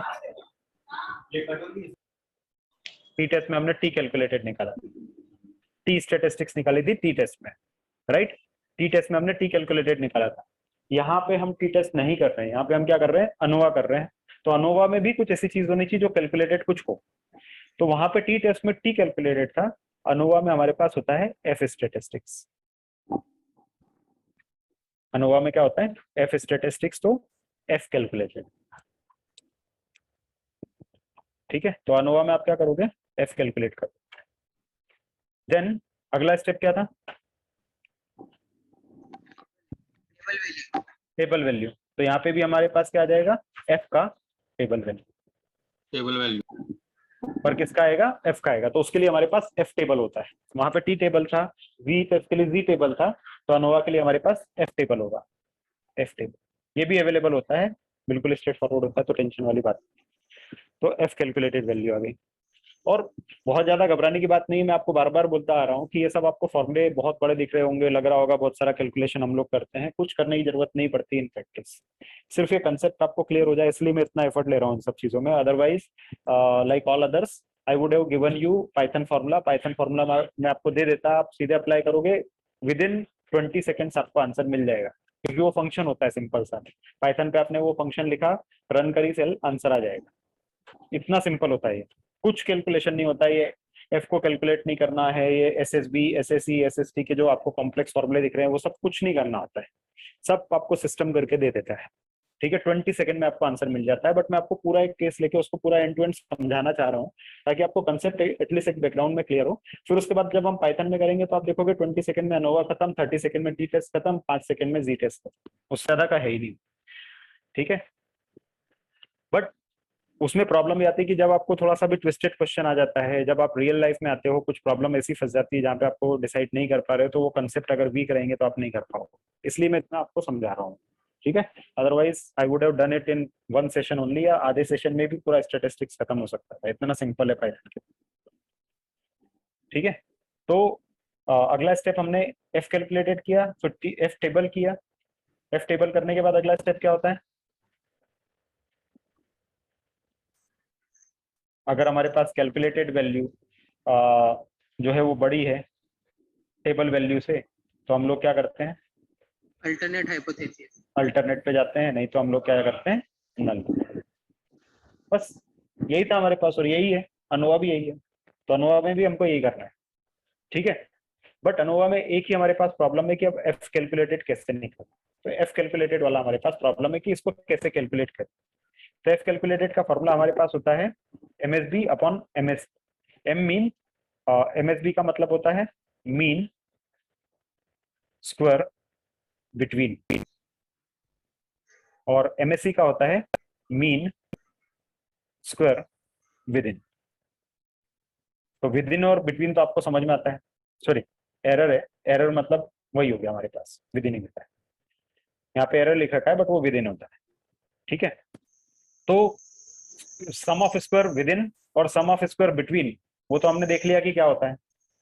मीन कैसे करते हो किसी भी चीज का? तो मीन करने के लिए क्या करना पड़ता है कि सबको ऐड किया और सिर्फ उसको डिवाइड करना पड़ता है किसी नंबर से, नंबर ऑफ ऑब्जर्वेशन से आप डिवाइड कर दो, आपका काम आ जाएगा, ठीक है। तो आपको सम ऑफ स्क्वायर बिटवीन निकालना है, sum of square with in निकालना है, और उसको नंबर ऑफ ऑब्जर्वेशन या डिग्री ऑफ फ्रीडम से डिवाइड कर दो, आपका काम हो जाएगा, ठीक है। यही इसका फॉर्मूला ये रहा। तो sum of square between mean square between, ये बिटवीन वाला कैसे निकाला? तो उसके लिए उन्होंने निकाला सम ऑफ स्क्वायर बिटवीन और उसको डिग्री ऑफ फ्रीडम से डिवाइड कर दिया।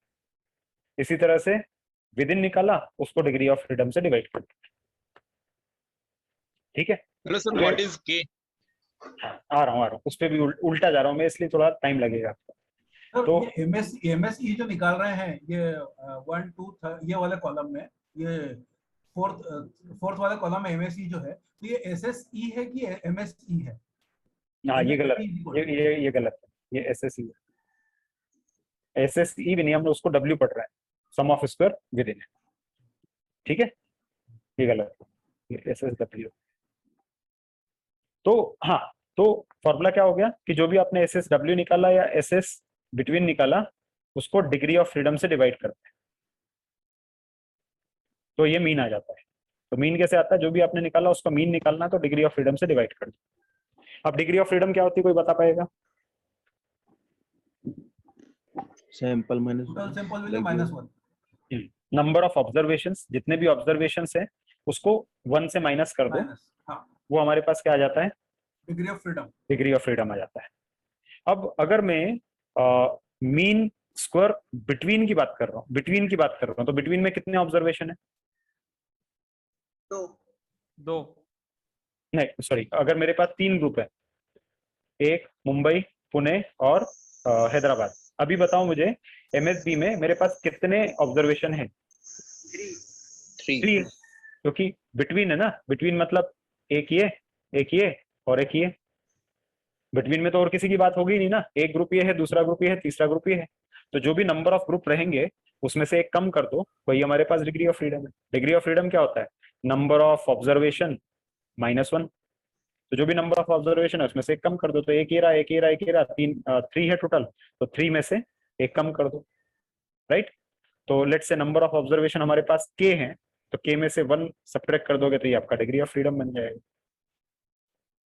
करेक्ट है। ये रहा हमारा डिग्री ऑफ फ्रीडम, किसके लिए? बिटवीन के लिए। के मतलब यहाँ पे क्या है, आपको क्लियर हो गया? के मतलब नंबर ऑफ ग्रुप और कुछ नहीं। हाँ, Why do we have to say जो विदिन वाला है उसको एरर क्यों बोल रहे हैं? वो अभी छोड़ दो, उन सब में डिटेल में मैं आऊंगा धीरे धीरे करके, हर एक का आपको समझते आता जाएगा, वो कोई प्रॉब्लम नहीं है। आप विदिन समझो उसको, एरर मत समझो उसको। Okay. वो अगर आप वो नॉर्मल वाले एरर के साथ जाओगे तो कंफ्यूज हो जाओगे, इसलिए मैंने वो टर्म यूज नहीं करी, और स्टैंडर्ड टर्म नहीं है वैसे एरर और रेसिडुअल। इसके लिए हम लोग बिटवीन ही यूज करते हैं और विदिन ही यूज करते हैं, सॉरी हाँ, बिटवीन और विदिन ही यूज करते हैं, तो इतना टेंशन वाली बात नहीं कि कुछ अलग टर्म हम लोग यूज कर रहे हैं, वही यूज कर रहे हैं जो यूज होता है इंडस्ट्री में, है ना। एरर इन लोगों ने यूज किया वो भी रेयरली यूज होता है। तो इतना अभी क्लियर हो गया इस चीज पे कि कैसे डिग्री ऑफ फ्रीडम ये कैसे आ गया। अब बिटवीन के लिए, सॉरी विद इन के लिए, विद इन के लिए अगर हमको डिग्री ऑफ फ्रीडम लेनी है तो degree of freedom with in के लिए क्या होगी? सर एक ऑब्जर्वेशन के लिए 2। ओके, विद इन मतलब क्या? विद इन मतलब कि जो हमारा पूरा ग्रुप था, तो अपना पूरा कर्व था, एक कर्व जो था या एक ऑब्जर्वेशन था हमारा, एक कर्व के अंदर जितने भी डेटा पॉइंट्स थे, करेक्ट, उन सभी डेटा पॉइंट्स का कैलकुलेशन विद इन है। विद इन क्या था? तो विद इन जितने डेटा पॉइंट्स थे उन सबका कैलकुलेशन था ना। बिटवीन तो सिंपल सा ये ग्रुप थे हमारे पास, तो इनके लिए निकाल रहे थे, इसलिए हमने 3 ग्रुप काउंट कर लिए थे यहाँ से। पर विद इन में तो ये वाले सारे डेटा पॉइंट्स का कैलकुलेशन है। तो सपोज इसके अंदर हमारे पास 30 ऑब्जर्वेशन है, अगर इसमें 30 ऑब्जर्वेशन है तो डिग्री ऑफ फ्रीडम इसके लिए कितनी होगी? इस ग्रुप के लिए अगर इसमें 30 ऑब्जर्वेशन है तो इस ग्रुप के लिए डिग्री ऑफ फ्रीडम क्या होगी? 30 minus 1 30 minus 1 29। ठीक है, तो ये पहले ग्रुप के लिए हमारे पास डिग्री ऑफ फ्रीडम हो गई 29। इसी तरह से हमारे पास दूसरा ग्रुप जो था मुंबई वाला, तो मुंबई वाले में अगेन हमारे पास लेट से 40 ऑब्जर्वेशन है, तो इसकी डिग्री ऑफ फ्रीडम क्या होगी? 40 minus 1। और इसी तरह से हैदराबाद जो रहेगा उसके अंदर हमारे पास 20 ऑब्जर्वेशन है, तो इसका डिग्री ऑफ फ्रीडम क्या हो जाएगा? 20 minus 1। ठीक है, अब जब आप इसको लिखोगे तो क्या हो जाएगा? ये 30 minus 1 plus total degree of freedom, क्योंकि हम तो सबकी बात कर रहे हैं ना, टोटल की बात कर रहे हैं, तो टोटल डिग्री ऑफ फ्रीडम क्या हो जाएगा? इसकी डिग्री ऑफ फ्रीडम प्लस इसकी डिग्री ऑफ फ्रीडम प्लस इसकी, यानी टोटल इस पूरे सिस्टम की डिग्री ऑफ फ्रीडम क्या हो जाएगा भाई? पहले वाले ग्रुप का डिग्री ऑफ फ्रीडम प्लस दूसरे वाले ग्रुप का डिग्री ऑफ फ्रीडम प्लस तीसरे वाले ग्रुप का डिग्री ऑफ फ्रीडम। ठीक है, इन तीनों को ऐड करोगे तो ये तो क्या हो गया? -3 हो गया। और ये हमारे पास क्या हो गया? 30 + 40 + 20, मतलब हमारे पास हो जाएगा कितना? 90। ये 90 मतलब क्या है? 90 मतलब क्या है? 90 मतलब sum of all samples. Correct, total number of samples, मतलब इसमें हमारे जितने ऑब्जर्वेशंस थे प्लस इसमें जितने ऑब्जर्वेशंस थे ना, इसमें जितनी वो चीजें थी प्लस इसमें जितनी चीजें थी, तो ये हमारे पास क्या हो गया? ये 90 तो हमारे पास क्या हो गया? टोटल नंबर ऑफ ऑब्जर्वेशन या टोटल डेटा पॉइंट। ठीक है, तो ये हमारे पास टोटल नंबर ऑफ ऑब्जर्वेशन, और ये क्या है हमारे पास? 3 क्या था हमारे पास? Number of groups. 3 ग्रुप ही तो थे हमारे पास, ये रहे ना 3 ग्रुप, तो 3 नंबर ऑफ ग्रुप हो गए। वही हमारा ये फॉर्मूला है। के क्या था यहाँ पे? के नंबर ऑफ ग्रुप था, ये नंबर ऑफ ग्रुप, और एन मतलब नंबर ऑफ ऑब्जर्वेशन। ठीक है, तो इसलिए ऐसे ये n - k बना है।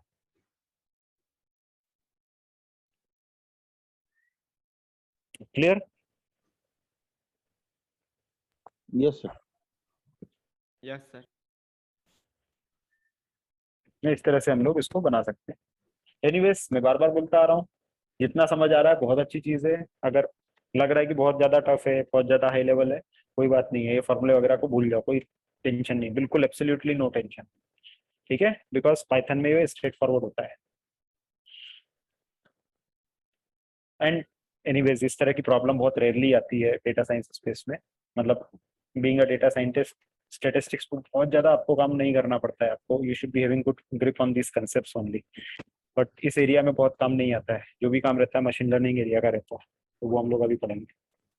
तो ये कुछ फॉर्मूले हैं, बाकी ये फॉर्मूला हमारे पास है बिटवीन सम ऑफ स्क्वायर का formula, sum of square error का फॉर्मूला, और ये टोटल सम ऑफ स्क्वायर, ये तीनों फॉर्मूले हमारे पास। ठीक है, तो ये तो मैंने आपको अभी फॉर्मूले बताए। अब इसका इम्प्लीमेंटेशन बताता हूँ तो आपको ये ज़्यादा समझ में आएगा। अभी ये वाले फॉर्मूले की डिटेल में मैं नहीं जा रहा हूँ, क्योंकि अगर ये बताया तो समझेगा नहीं कुछ भी। तो इसका मैं थोड़ा सा आपको एक एग्जांपल लेके बताता हूँ और उसको सॉल्व करते हैं आपके सामने, एंड देन देखते हैं कि क्या होता है। बट अपने को ओवरऑल क्या चाहिए, एक चीज समझ में आ गई कि हमको तो सिर्फ जो चाहिए सम ऑफ स्क्वायर बिटवीन और सम ऑफ स्क्वायर विद इन चाहिए। अगर ये दो मिल गया हमारा काम हो जाएगा, सम ऑफ स्क्वायर बिटवीन और सम ऑफ स्क्वायर विद इन। तो हम एफ स्टैटिस्टिक्स कैलकुलेट कर लेंगे और हम फिर आगे बढ़ सकते हैं। ठीक है, तो चलो अभी वो ट्राई करते हैं। ये एक प्रॉब्लम है मेरे पास, प्रॉब्लम पढ़ो एंड देन हम उसके ऊपर काम करना शुरू कर। प्रॉब्लम क्या है? Students from 3 different colleges take same examination. We wish to see if one college outperforms the other. मतलब सिंपल सी बात है कि let's say you are appearing for masters degree, और मास्टर्स डिग्री के लिए अपेयर करना है तो आपने कोई एग्जाम वगैरह दी है या अपेयर कर लिया मास्टर डिग्री में। Now you have to select one of the college. आपके पास अगर 20 कॉलेज है उसमें, तो उसमें से एक कॉलेज आपको सिलेक्ट करना है। कैसे सिलेक्ट करोगे?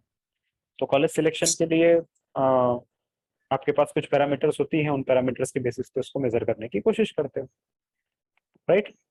तो या तो वैसे करोगे, अगर आपको कोई इन्फॉर्मेशन नहीं है कॉलेज की तो फिर आप क्या करोगे?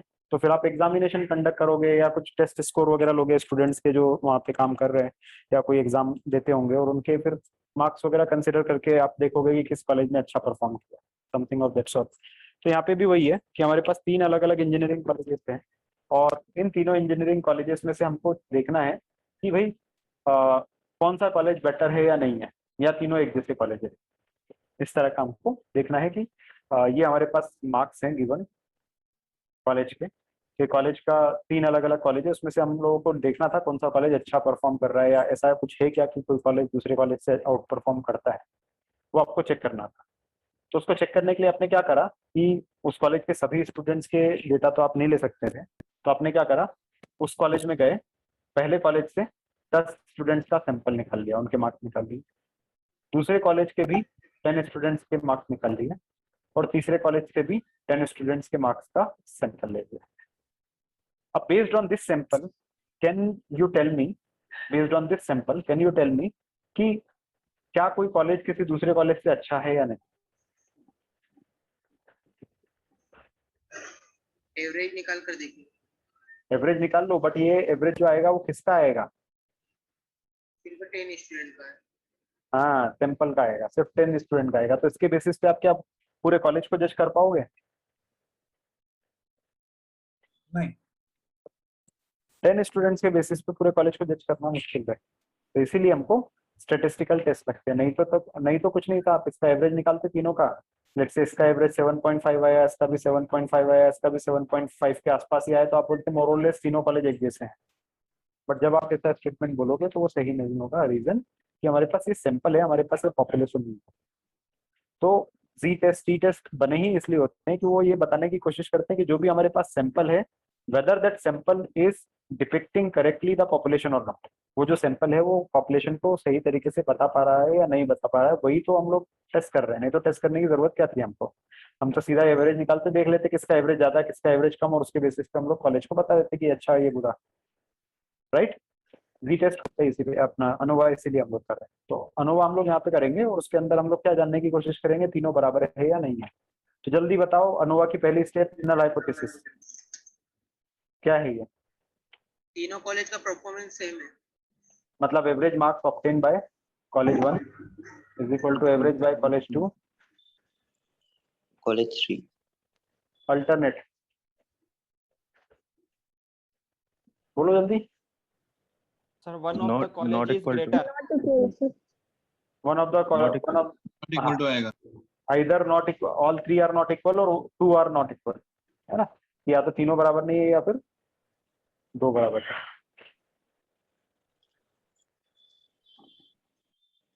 ये ठीक है, ये हमारे पास नल और अल्टरनेट हाइपोथेसिस होगा। अभी मैं क्लीन कर देता हूँ इसको। अब यही हम लोग प्रूव करने की कोशिश करें। कॉन्फिडेंस इंटरवल दिया नहीं क्वेश्चन में, तो आप 0.5% कॉन्फिडेंस जो है वो सेफली अज्यूम कर सकते हैं। तो 5% कॉन्फिडेंस के लिए हम लोग टेस्ट कंडक्ट कर रहे हैं। बट अगेन टेस्ट कंडक्ट करने के लिए अब हमारे पास सबसे बड़ा चैलेंज है एफ वैल्यू जो है वो निकालना। तो एफ वैल्यू निकालना, एफ वैल्यू निकालने के लिए आपको क्या लगेगा? What is the formula for F value? Mean squared between divided bye mean squared with in, right? और मीन स्क्वायर्ड विद इन और मीन स्क्वायर्ड बिटवीन निकालने के लिए यहाँ पर हमारे पास मीन स्क्वायर बिटवीन का फॉर्मूला हमारे पास क्या था? तो बिटवीन का फॉर्मूला था sum of square between divided by degree of freedom मतलब k-1, और इसका फॉर्मूला क्या था? तो इसका फॉर्मूला था sum of square with in और फिर वापस से डिग्री ऑफ फ्रीडम। ठीक है, तो ओवरऑल अब हम कहाँ पे आ गए? सम ऑफ स्क्वायर विद इन और सम ऑफ स्क्वायर बिटवीन निकालने के लिए। तो विद इन और बिटवीन निकाल लो, हमारा काम हो जाएगा, है ना। अब वो कैसे निकालते हैं वो मैं आपको एक एक्सेल के फॉर्मूले के थ्रू एक्सेल के थ्रू कैलकुलेट करके बताता हूँ कि सम ऑफ स्क्वायर बिटवीन निकालेंगे एंड देन विद इन निकालेंगे। ठीक है, दो चीजें हम निकालते हैं। तो चलो बिटवीन और विद इन निकालते हैं।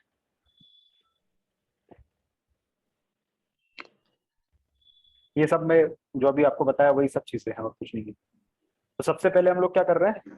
Sum of square within निकाल रहे हैं, फिर बिटवीन निकालेंगे। तो sum of square within the group, ये दिख रहा है कि आपको में जो यहाँ पे जो लिखा हुआ है, क्योंकि मेरे पास एक पॉपअप है इसलिए मुझे दिख नहीं रहा है। आप लोगों को दिख रहा है क्या जहाँ मैंने अंडरलाइन किया उसके ऊपर का टेक्स्ट? यस ठीक है, मेरे पास एक्चुअली वो जूम का पॉपअप आता है नेविगेटर, तो इसलिए दिख नहीं रहा है। तो यहाँ पे केस स्टडी है और यहाँ पे हम लोग sum of square within group निकालना है। तो विद इन ग्रुप निकालना है, तो विद इन ग्रुप मतलब पहला ग्रुप, दूसरा ग्रुप और तीसरा ग्रुप। क्या निकाल रहे हैं? Sum of square. Sum of square क्या होता है? तो सम ऑफ स्क्वायर मतलब क्या होता है? सिंपल सी बात है कि ये कॉलेज 1 की हमारे पास सारी रेटिंग है। इस पूरी रेटिंग का सबसे पहले आपने क्या निकाला? एवरेज निकाला। ये एवरेज निकला है, इसको आप एक्स बार बोल सकते हो। नॉर्मली एवरेज को हम लोग एक्स बार भी बोलते हैं। जैसे अगर ये एक्स है, ये वैल्यूज हमारे पास एक्स है, तो इसको एक्स बार बोलते हैं जो एवरेज आता है। ठीक है, अब यहाँ पे हम लोग क्या निकालते हैं? यहाँ पे हम लोग निकालते हैं एक्स माइनस एक्स बार। एक्स माइनस एक्स बार का मतलब क्या हुआ कि एक्स मतलब ये वैल्यू जो रहती है एक्स कहलाती है, और एक्स बार मतलब ये। मतलब आपने 18 में से 12.6 को सब्ट्रैक्ट किया, 15 में से भी 12.6 यानी जो एवरेज निकला था, जो एवरेज था उसको सब्ट्रैक्ट किया।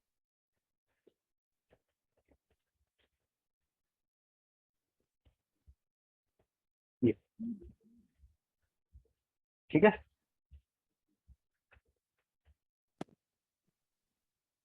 जब आप सब्ट्रैक्ट करते जा रहे हैं तो 18 माइनस 12.6 आएगा 5.4, 15 माइनस 12.6 आएगा 2.4, 17 माइनस 12.6 आएगा 4.4, 0 माइनस 12.6 आएगा माइनस 12.6 एंड सो। ठीक है, अब सम ऑफ स्क्वायर, तो आपको स्क्वायर भी करना पड़ेगा इसका। तो ये जो आया है इसका स्क्वायर कर दो। तो 5.4 का स्क्वायर यहाँ पे लिखो, 2.4 का स्क्वायर यहाँ लिखो, 4.4 का स्क्वायर यहाँ लिखो।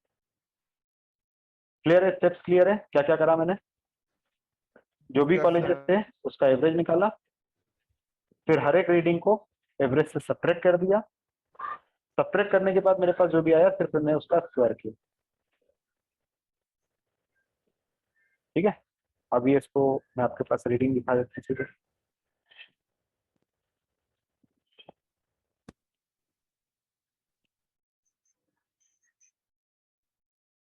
ये ठीक है, तो यहाँ पे हमारा था एक्स माइनस एक्स बार, ये एक्स बार है, और ये हमारे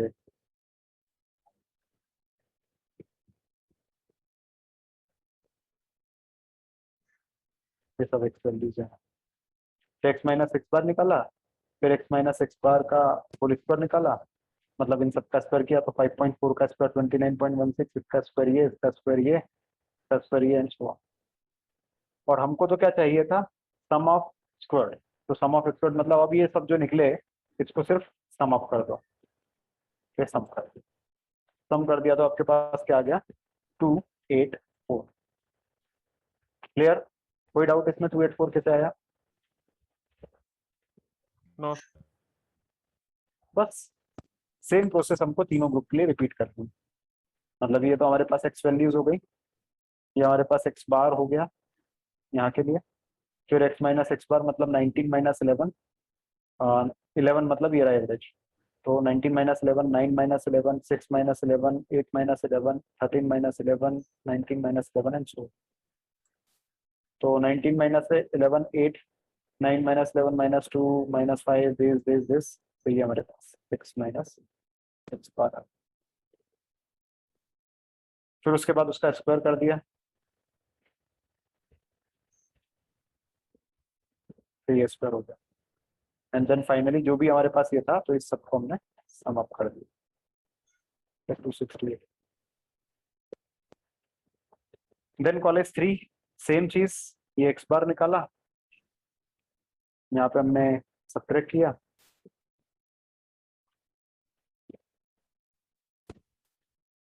देन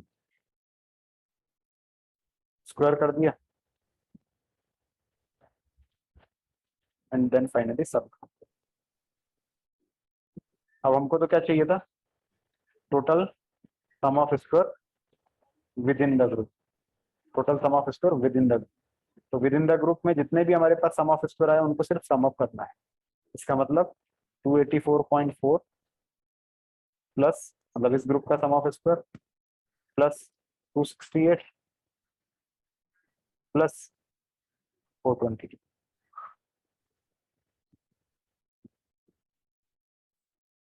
ठीक है, कोई डाउट इसमें? तो ये हमारे पास within sum of square आ गया। जल्दी बोलो इसमें कोई डाउट हो तो।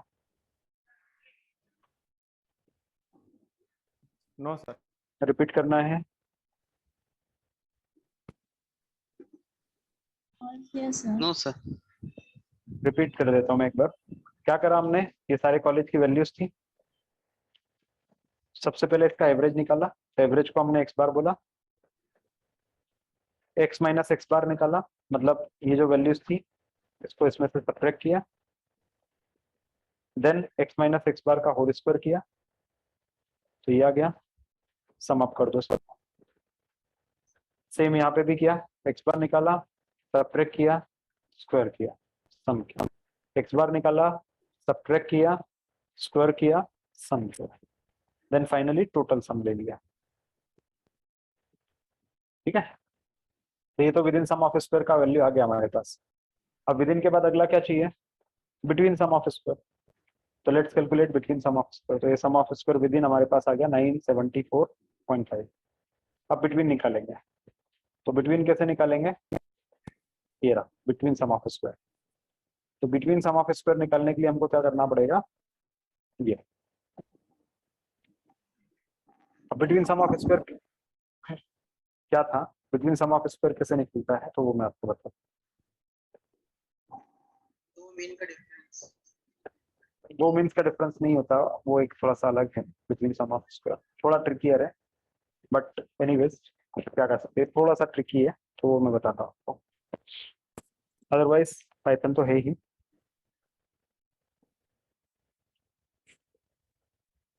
तो यहाँ पे हमारे पास ये कॉलेज 1 की रीडिंग है, ये कॉलेज 2 की रीडिंग है, और ये कॉलेज 3 की रीडिंग है। अब यहाँ पे हमने ये तो एवरेज निकले तीनों के, तीनों ग्रुप्स के एवरेज है, इंडिविजुअल एवरेज, वो तो हमने पहले भी निकाले थे।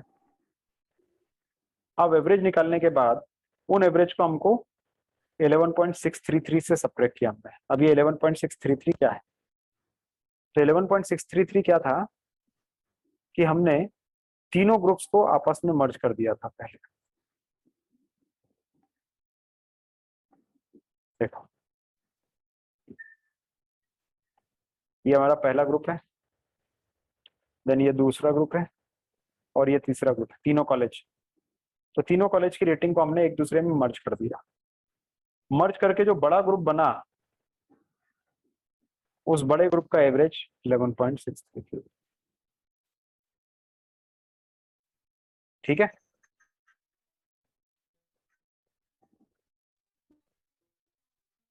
अब वो बड़ा ग्रुप वाला जो कंसेप्ट है वो थोड़ा सा अलग है, बहुत ज्यादा डिटेल में नहीं जाना चाह रहा था मैं, पर बता देता हूँ। एक थ्योरम होती है which is called as central limit theorem. वो क्या बोलती है कि अगर हमारे पास छोटे छोटे 2 3 4 ऐसे नॉर्मल डिस्ट्रीब्यूशन हैं, अगर ये 3 कर्व हमारे पास हैं, और ये 3 या 3 से ज्यादा जितनी भी कर्व रहेगी, अगर ये हमारे पास अलग अलग इंडिविजुअल कर्व्स हैं, और ये कर्व खुद नॉर्मल डिस्ट्रीब्यूशन फॉलो कर रही हैं, तो अगर हम इन कर्व्स को आपस में मिला देंगे, मतलब इनकी वैल्यूज को मिला देंगे, like here we have done it, हमने तीनों की वैल्यूज को मिला दिया, तो अगर इन कर्व की सारी वैल्यूज को मिला देंगे तो मिलाने के बाद जो बड़ा जो सैंपल बनेगा, ये 3-4 छोटे छोटे सैंपल थे, अगर इनको आपने मिला दिया और मिलाने के बाद जो बड़ा वाला जो सैंपल मिला है, तो ये जो बड़ा वाला सैंपल था ये खुद भी नॉर्मल डिस्ट्रीब्यूशन फॉलो करेगा। मतलब इन तीनों को आपने मिला दिया तो मिलाने के बाद जो बड़ा वाला जो चीज बना है, तो ये बड़ा चीज खुद जो रहेगा वो खुद भी नॉर्मल डिस्ट्रीब्यूशन फॉलो करेगा। तो ये जो चीज है ये है, मतलब बड़ा कर्व है। बड़ा कर्व जो है ये खुद भी नॉर्मल डिस्ट्रीब्यूशन फॉलो करता है। ठीक है, तो हमने वही किया है यहाँ पे और कुछ नहीं किया, और उसका एवरेज ले लिया। तो ये 11.63 थी वो एवरेज। ये थ्योरम जो रहती है इसको बोलते हैं सेंट्रल लिमिट थ्योरम, CLT। ठीक है, बहुत ज्यादा परेशान नहीं होना है, जितना समझ में आता जाता है समझते जाओ। ठीक है, तो ये 11.633 जो था वो तीनों सिंपल को मिक्स करने के बाद वाला जो मीन था वो है। तो अब हमने क्या किया, सिंपल सी बात कि पहले तो सबका एवरेज निकाला। एवरेज निकालने के बाद ये जो था ये तो हमारा पिछली स्लाइड से आया 11.633 बिग मीन। ठीक है, बिगर में, तो वो निकाला। वो निकालने के बाद क्या करा, तो फिर हमने इसमें से इसको सबट्रैक्ट किया। मतलब हमने क्या निकाला, ये हमारा कहलाता है एक्स बार स्मॉल मीन, और ये जो था ये बिगर मीन था, सबका मिक्स करने के बाद वाला मीन था, उसको हम बोलते हैं एक्स डबल बार। तो एक्स डबल बार मतलब वो सब कर्व की वैल्यूज को या सारी कर्व्स को मिक्स कर दिया, तो जो बड़ा चीज बना उसको एक्स डबल बार बोलते हैं। ये जो है ये क्या है, तो ये हमारा है एक्स बार माइनस एक्स डबल बार, यानी बड़े मीन को छोटे मीन से सबट्रैक्ट कर दिया। ठीक है, तो ये वो है कि मीन को ये टोटल मीन में से सबट्रैक्ट करा तो हमारे पास ये आ रहा है, इसको इसमें से सबट्रैक्ट किया और इसको इसमें से किया। ठीक है, अब ये करने के बाद अगली स्टेप हमने क्या करा, हमने सबको स्क्वायर कर दिया। तो ये जो हमारे पास है ये क्या है, तो ये हमारे पास है एक्स बार माइनस एक्स डबल बार जो आपने कैलकुलेट किया था उसका स्क्वायर, सम ऑफ स्क्वायर्ड। ठीक है, तो ये आपको क्या निकालना है, सम ऑफ स्क्वायर्ड, राइट। तो सबसे पहले आपने क्या करा, सबसे पहले आपने ये निकाला, फिर उसके बाद उसका क्या करा, स्क्वायर किया। तो ये स्क्वायर कर रहे हैं, ये स्क्वायर है, तो ये स्क्वायर हो गया, इसका स्क्वायर ये है, इसका स्क्वायर ये है, और इसका स्क्वायर ये है। अब ये स्क्वायर करने के बाद, ये तो स्क्वायर्स हो गए, स्क्वायर करने के बाद आपने क्या करा, तो स्क्वायर करने के बाद आपने सबको ऐड कर दिया। क्यों, कि हम देख रहे हैं सम। स्क्वायर तो कर लिया आपने, अब आप सम कर रहे हैं, तो सम मतलब ये वैल्यू प्लस ये वैल्यू प्लस ये वैल्यू, तीनों को ऐड कर दिया। तीनों को ऐड किया तो हमारे पास ये आ गया 1.44।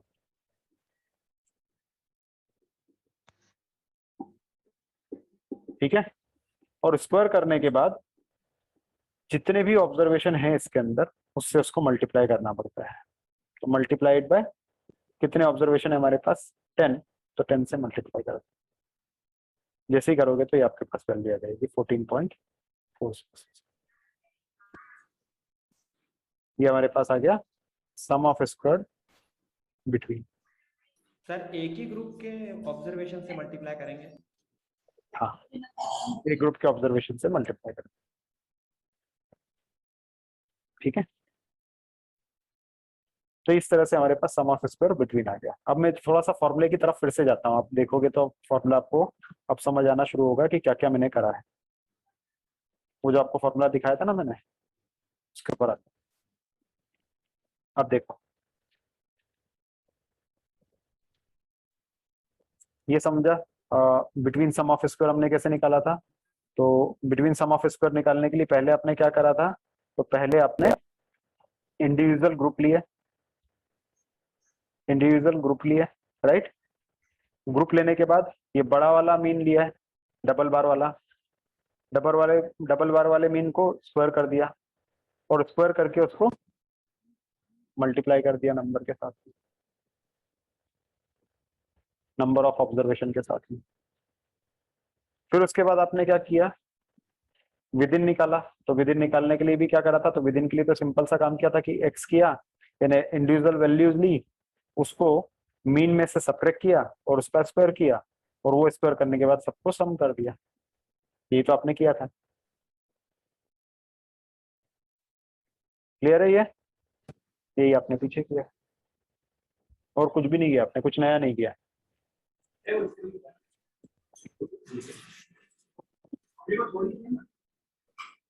ठीक है, अब बाकी की चीजें फॉलो करेंगे।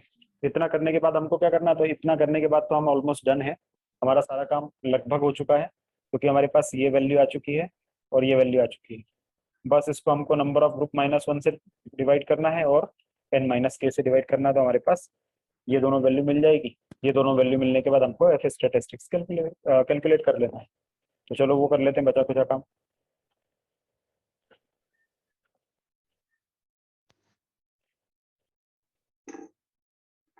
ये अभी हमने किया। ये करने के बाद बिटवीन सम ऑफ स्क्वायर आ गया। अब हमको सिर्फ क्या करना है, तो अब हमको सिर्फ ये जो वैल्यूज आई है उसमें फाइनल कैलकुलेशन डालना है। फाइनल कैलकुलेशन क्या आ जाएगा हमारे पास, फाइनल कैलकुलेशन हमारे पास क्या था कि जो बिटवीन ग्रुप जो था, बिटवीन ग्रुप के लिए क्या करना है, तो बिटवीन ग्रुप के लिए हमारे पास जो वैल्यू आई थी बिटवीन वाली वैल्यू क्या आई थी, तो ये बिटवीन ग्रुप की जो वैल्यू थी, ये बिटवीन द ग्रुप वो आई थी ये 14.7। तो ये जो 14.467 जो अभी हमने जस्ट कैलकुलेट करी थी, जो बिटवीन वाली ग्रुप आई थी, उसको डिवाइड करना है डिग्री ऑफ फ्रीडम से। तो डिग्री ऑफ फ्रीडम कितनी है between the group, between the group मतलब ये और ये बिटवीन द ग्रुप। तो डिग्री ऑफ फ्रीडम कितनी है, 3 ग्रुप हमारे पास है, 3 - 1 2 यानी 2, यानी कितना हो जाएगा 14.47 डिवाइडेड बाई 2 इज 7.23। ठीक है, तो ये कैसे आया, समझ आ गया 7.233। फिर उसके बाद अगला हमारे पास क्या आ जाएगा, विद इन वाला। तो विद इन वाले में क्या था, विद इन वाले में ये विद इन वैल्यू आई हमारे पास 974। अब विद इन वाले में क्या था कि जो भी विद इन की वैल्यू आई है उसको डिवाइड करना है total number of observation minus number of groups, right. तो नंबर ऑफ ग्रुप तो हमारे पास 3 है और टोटल नंबर ऑफ ऑब्जर्वेशन कितने हैं, तो एक कॉलेज से 10 स्टूडेंट लिए, 3 कॉलेज से हमने टोटल 30, तो 30 - 3 और ऊपर 974। ये जब कैलकुलेट करोगे तो आपको वैल्यू मिल जाएगी 36.0। सर 7.233 के ये मैं थोड़ा समझाएंगे सर? कौन सा वाला, ये हाँ ये क्या था अपना, तो ये हमारे पास बिटवीन ग्रुप जो था, हाँ ये निकाला, मतलब 14.467 divided by degree of freedom. तो degree of freedom between group की बात हो रही है, तो ये ग्रुप्स हो गए। कितने ग्रुप है हमारे पास, 3 ग्रुप है। Degree of freedom number of observation -1 होता है, तो 3 - 1 यानी 2।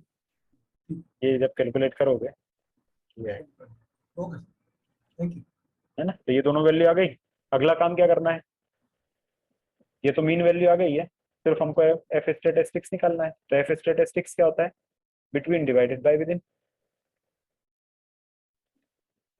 Right. Between divided bye with in, between की वैल्यू कितनी थी 7.233, विद इन की वैल्यू कितनी है 36. इसको कैलकुलेट करोगे तो 0.2 के आसपास कुछ आएगा, अभी आपको बता देता हूँ। तो ये जब कैलकुलेट करोगे तो 0.2 आएगा, तो 0.2 आ गया। ठीक है, तो आपके पास क्या आ गया अभी, कैलकुलेटेड एफ वैल्यू। तो अब आपके पास एफ वैल्यू आ गई है, एफ वैल्यू आ गई है 0.2। ये कौन सी एफ वैल्यू है, ये कैलकुलेटेड वाली वैल्यू है। अब क्या करना है, टेबल पे जाना पड़ेगा। ठीक है, एफ टेबल पे से जाना पड़ेगा।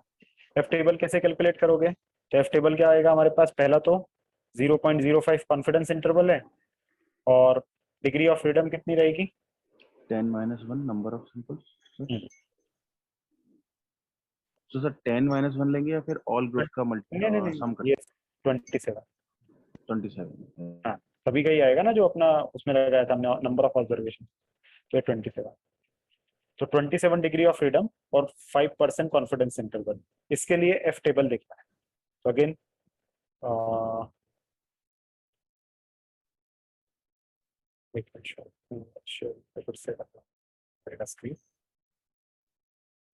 तो एफ टेबल दिखा देता हूँ मैं आपको। एफ कैलकुलेटर देखता हूँ, अगर कैलकुलेटर निकाल, कैलकुलेटर भी अपने पास, एफ कैलकुलेटर, ठीक है। टेबल भी देख सकते थे, मैं कैलकुलेटर का भी बता रहा हूँ आपको, नई चीजें, क्योंकि टेबल तो आपने देख लिया है कैसा है, मोरलेस समझ जाओ। सॉरी हाँ। सर, ये 27 जो वैल्यू आई है वो n माइनस के ही है। हाँ? जो हम टेबल में सर्च करने के लिए ले रहे हैं 27, वो n माइनस के ही रहेगा ना? हाँ, n माइनस के ही होगा ना, total number of observation minus degree of freedom. तो ये एफ टेबल है आपके सामने, ठीक है। एफ टेबल का ये एफ टेबल ही हो, इसमें कहीं कहीं जगह पे ये एफ टेबल है, दिख रहा है क्या? नहीं दिख रहा होगा। ये करना कुछ नहीं है, इसी तरह से आपको एफ टेबल निकालना। देखो ये है शायद, ये एफ टेबल है, मतलब यहाँ पे इसको स्वीप कर पा रहा हूँ करके हो जाएगा। हाँ, तो ये हो गया।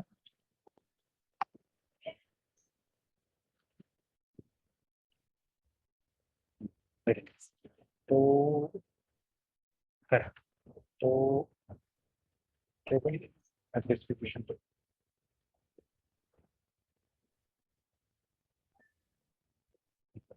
ये 0.5 डिग्री ऑफ उस पे है, 0.5 पे है ना, 0.05 पे दिया हुआ है ऐसे, तो ये 0.05 और यहाँ से 27 निकाल ये। तो जब इसमें से निकालेंगे हम लोग, तो कितने ग्रुप है हमारे पास? तो हमारे पास 2 ग्रुप है।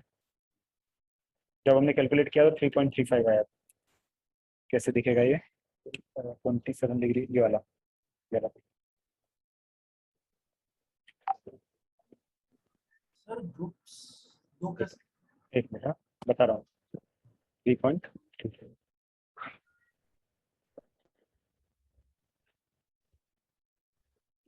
ये हमारे पास आता है। डिग्री ऑफ फ्रीडम हमारे पास 2 थी ना, डिग्री ऑफ फ्रीडम 2 थी ना। हाँ। तो पहली डिग्री ऑफ फ्रीडम तो हमारे पास क्या थी? तो पहली डिग्री ऑफ फ्रीडम हमारे पास थी 27, और दूसरी डिग्री ऑफ फ्रीडम कितनी थी? अरे विद इन वाली कितनी थी? तो विद इन वाली थी हमारे पास 27, और बिटवीन वाली कितनी थी? 2। तो ये जो हमारे पास है, ये वही वाली चीजें हो, ठीक है। तो एक हमारे पास 27 थी और दूसरी हमारे पास थी 2। तो ये जो है ये V2 हमारे पास था 2, और दूसरा वाला जो था वो, तो ये V2 हमारे पास था 2, तो ये इसके आसपास जाना पड़ेगा आपको, और दूसरा था 27, तो ये 27 था।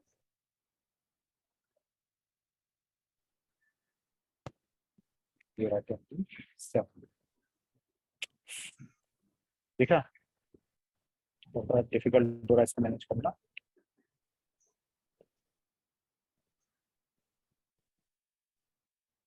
ये रहा, तो इसको क्लियर ही करेंगे। सो 27 वाला हमारे पास तो ये रहा डिग्री ऑफ फ्रीडम, और 2 मैंने अभी आपको दिखाया था, तो 2 ये था सेकेंड वाला कॉलम, तो इससे ये 3.34। समझे नहीं? Yes sir. एक डिग्री ऑफ फ्रीडम थी 27, तो वो ये थी 27, और दूसरी वाली डिग्री ऑफ फ्रीडम थी जो ऊपर लिस्टेड डाउन थी, तो वो थी 2। तो 2 और 27 को दोनों का जो इंटरसेक्शन जहाँ पे आया है वो ये रही। तो ये 2 और 27 का कॉम्बिनेशन 3.35 आया, तो वही हमारे पास है। ठीक है, क्लियर?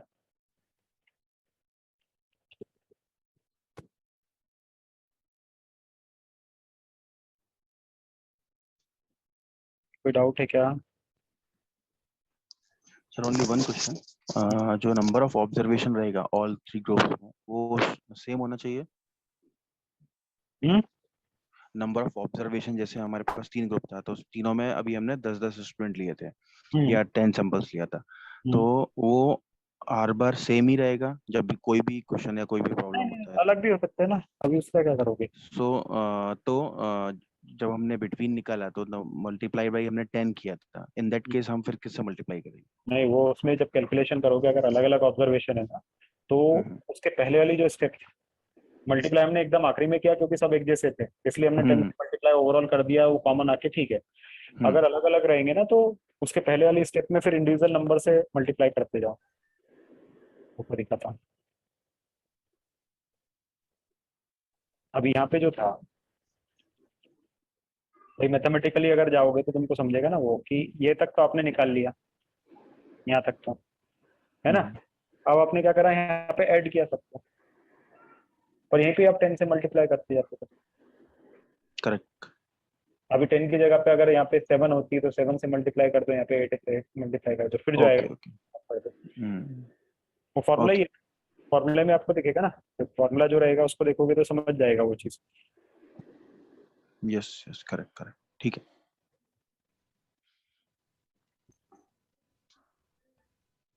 ये जो अभी इस फॉर्मूले में देखोगे तो ये मल्टीप्लाई पहले हो रहा है और फिर सम हो रहा है, एनजे पहले मल्टीप्लाई हो रहा है और फिर सम हो रहा है।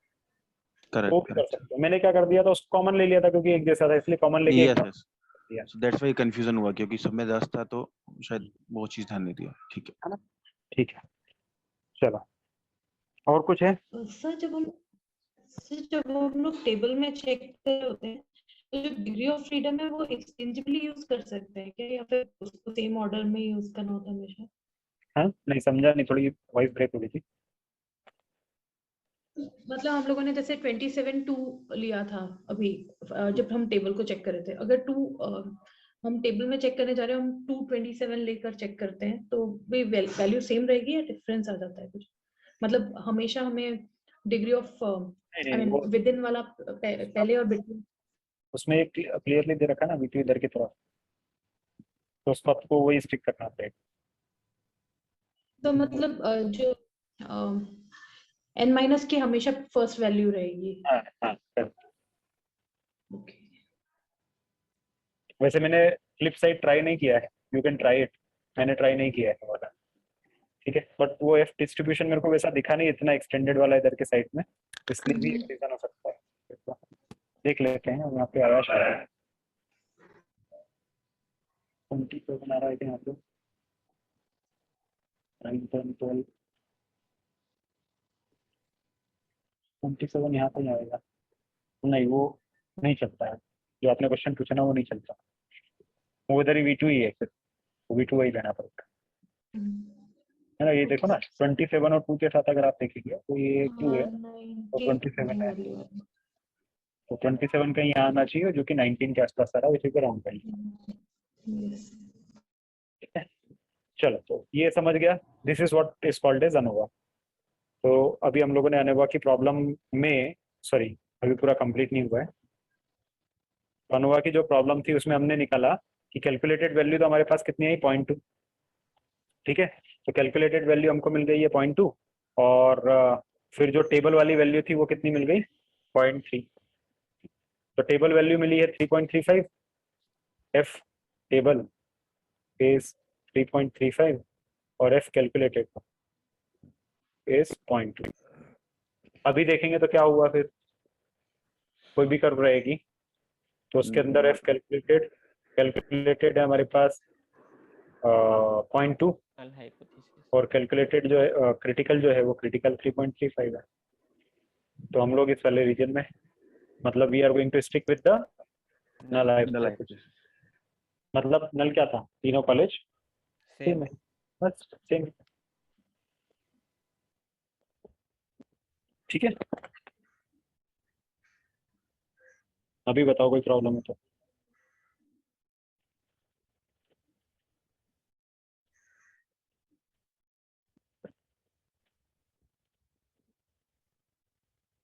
कोई प्रॉब्लम? सर प्रॉब्लम तो नहीं है, लेकिन सर इसका एक और एग्जांपल अगर अपन ले लेते तो और क्लियर हो जाता।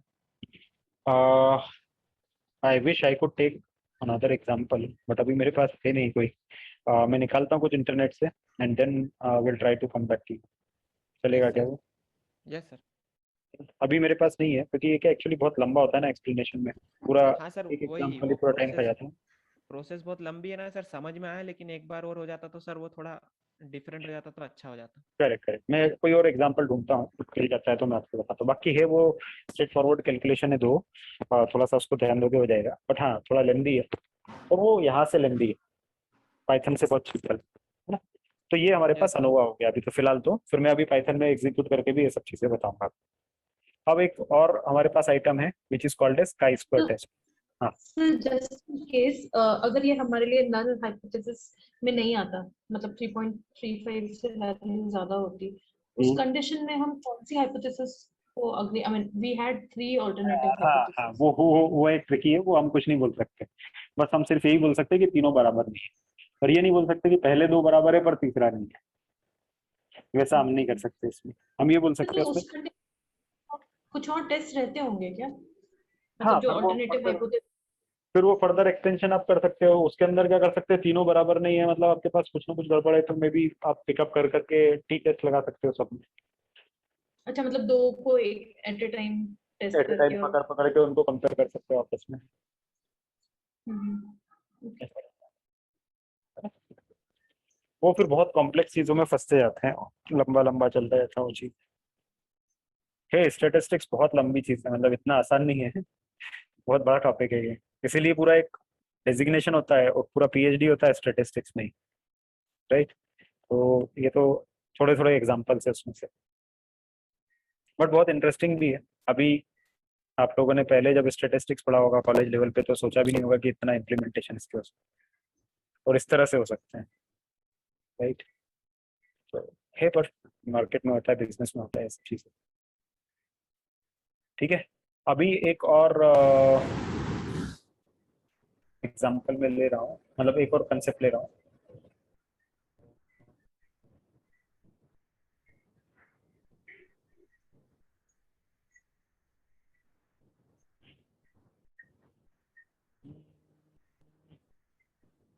Just give me a second. एक लास्ट टॉपिक हमारे पास काई स्क्वायर टेस्ट वाला है, तो उसके कुछ और एग्जांपल मैं पुल कर रहा हूँ, बट ये भी एक लंबा है थोड़ा सा, काई स्क्वायर भी, I don't want to rush through it.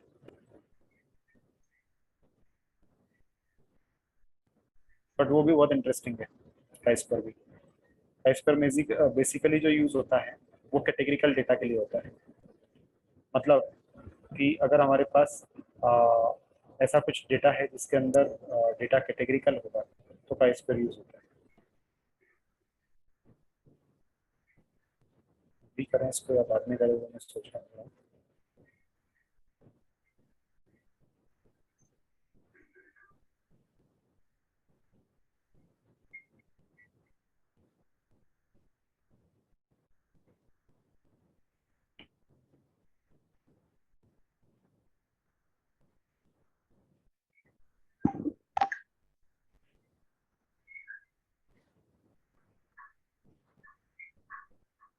चलो एक काम करते हैं, we are already towards 2 hours और सो, तो थोड़ा सा पॉज लेते हैं इसको।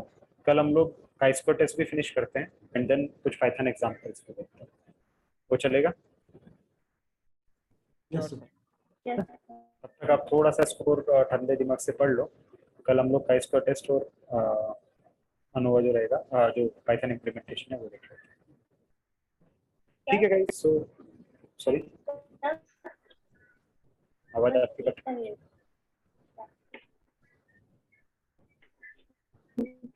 Am I audible? हाँ आ रही है, बोलो।